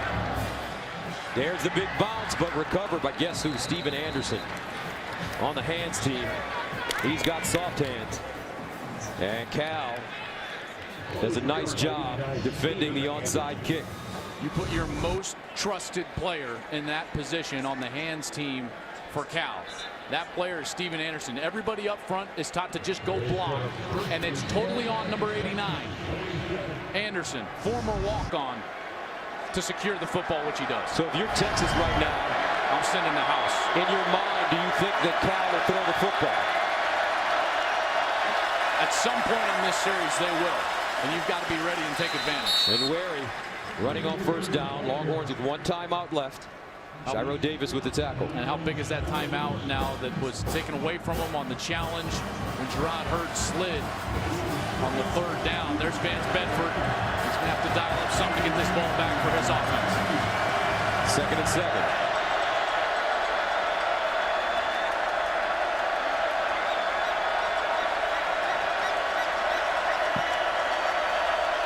Goff with no rush.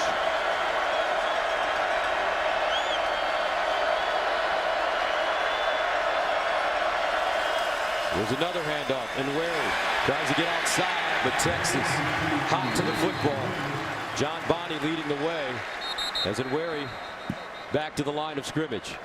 And now Texas uses their final timeout. Timeout. Texas.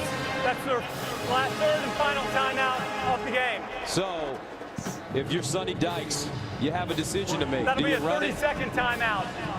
Play conservative football. If you don't get the first down, you let the clock run out as much as possible. Try to kick the field goal, or do you throw it here? I think that you run it. I think that even with Goff in the backfield, you run the football. You may pop free for a first down, and then at that point you're going to end this thing. But if you get stopped, you're going to pooch kick this ball, and you got a redshirt freshman quarterback in Jerrod Heard. This is what Sonny Dykes has got to be thinking. They would have to go with about, Gus, anywhere from a minute 20 to a minute 25 left with no timeouts, and then you're forcing him to go the length of the field. I'll take my odds in that situation rather than throwing an incompletion here and giving them close to 2 minutes to have that same drive. But Sonny Dykes is not conventional. I will say that. 3rd and 7.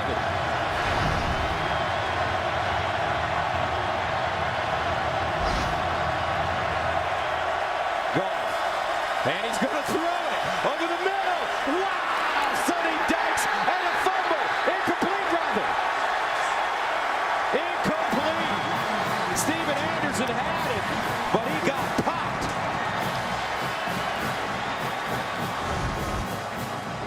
And the gamble backfires. They go to their sure-handed tight end, Steven Anderson, and he just dropped it. Took his eyes off the ball.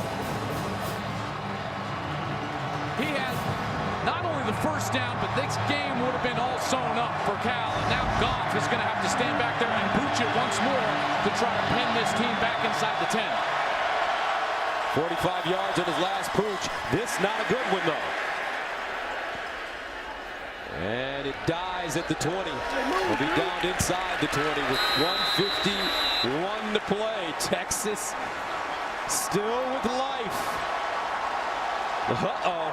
Well, and now, how big are those 30 seconds for Jerrod Heard and this Texas offense? And this kid loves it. Yes, he does. When we talked to the coaches at the Texas training facility yesterday, they said that Darrell K. Royal Texas Memorial Stadium that seats 100,000 is not a big enough stage for Jerrod Heard. These are those moments that you dream of as a kid, and now he's got a chance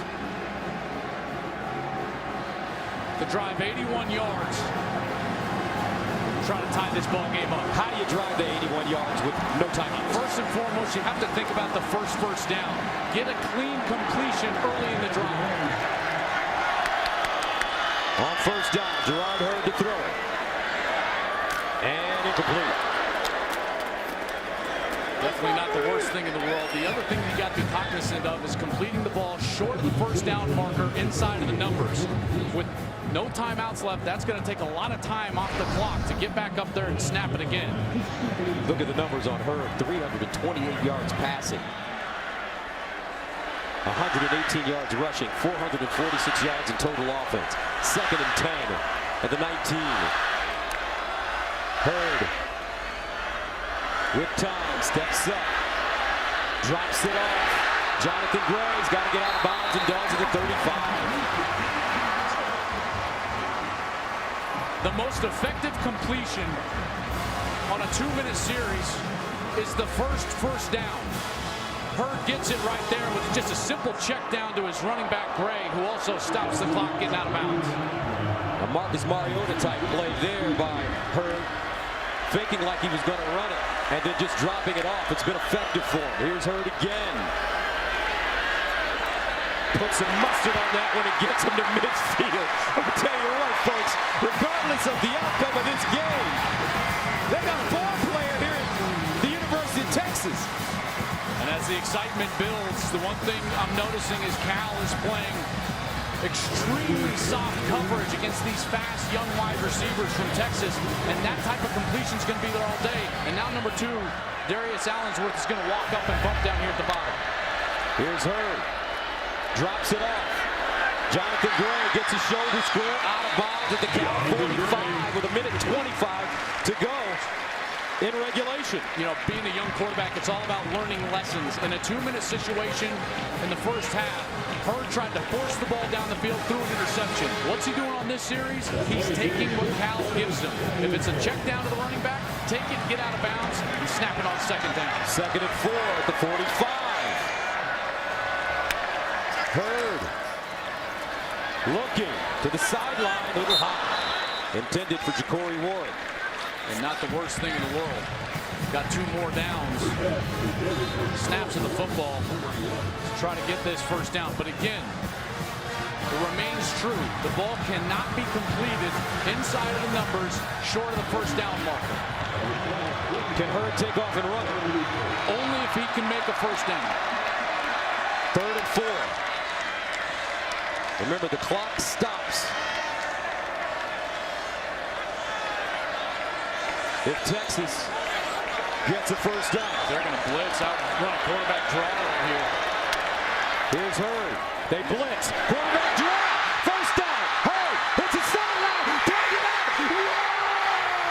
The Chiefs touchdown. Texas. Woo!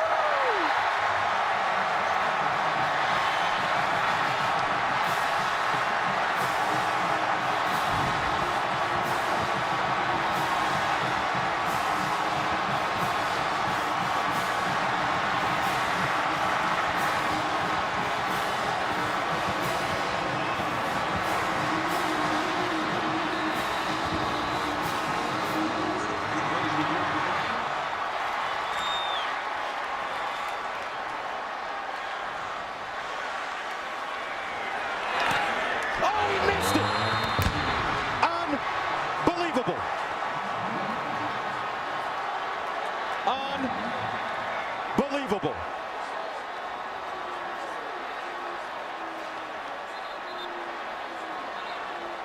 That poor kid.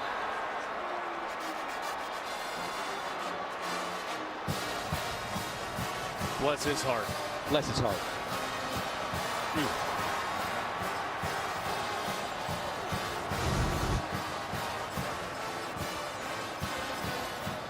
I didn't think it was blocked. He just chunked it out to the right.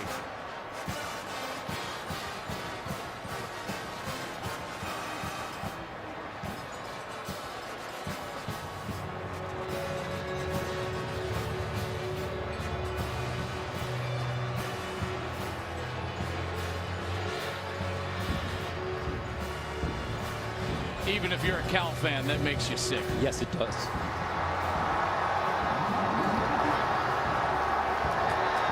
And the reaction from the Texas sideline once they learned that Nick Rose missed the field goal, and even Jerrod Goff. Russ, there's still 1:11 left. The point after, excuse me. As sick as you've got to feel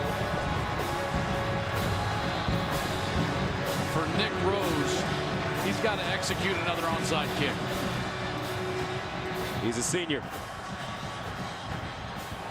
And out of bounds at midfield.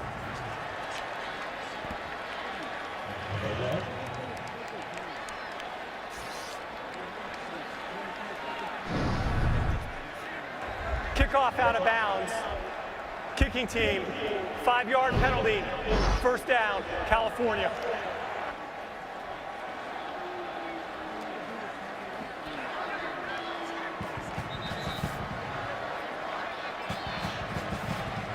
.111 to play in the fourth quarter.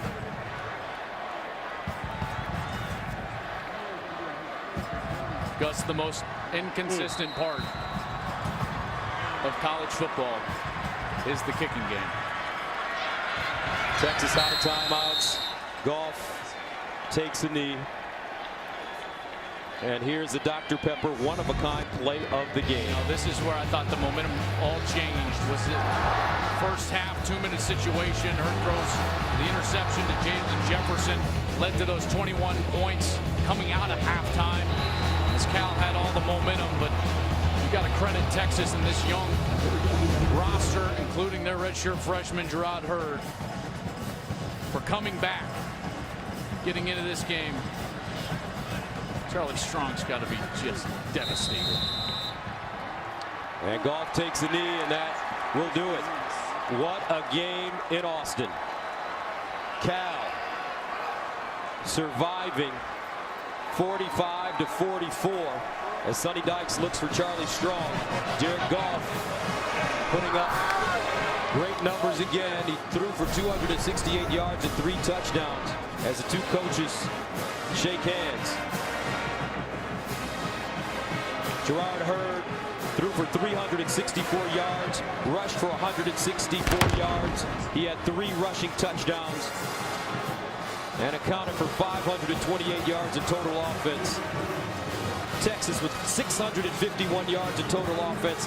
Cal with 559 for a total of 12-10. And our Molly McGrath is on the sideline. Thanks, Gus. Coach, this win didn't come easy. Texas with 2 huge touchdowns in the final 3 minutes of the game. How were you able to fend that off? What was going through your mind on that last Texas drive? Well, we just assumed after they scored we were going to go to overtime, so we were trying to come up with some good overtime plays. You got to give Texas a lot of credit, man. They fought hard, they battled. We just couldn't make enough first downs on the stretch to put the game away, but our guys played hard all day and did what we needed to do to win. Jerrod Goff and your offense started out slow. How did you get him going, especially in the second half? Yeah, it just took us a while. It took us a while to get untracked. Once we did, though, you know, we played pretty good. We played great third quarter and then struggled a little bit in the fourth quarter, so we just got to keep getting better. You have a lot of memories here at Texas Memorial Stadium. Now a win as a head coach. How special is this for you? Yeah, it's pretty special, especially the way the game ended. I mean, I'm still in a little bit of shock right now, the way it all unfolded, but it's a great way to win. All right, congratulations, Coach. Okay, thank you. Gus, back to you. But how about this? Although Texas lost a dramatic fashion, their fans giving them a small ovation. 45-44. Back to Austin after this.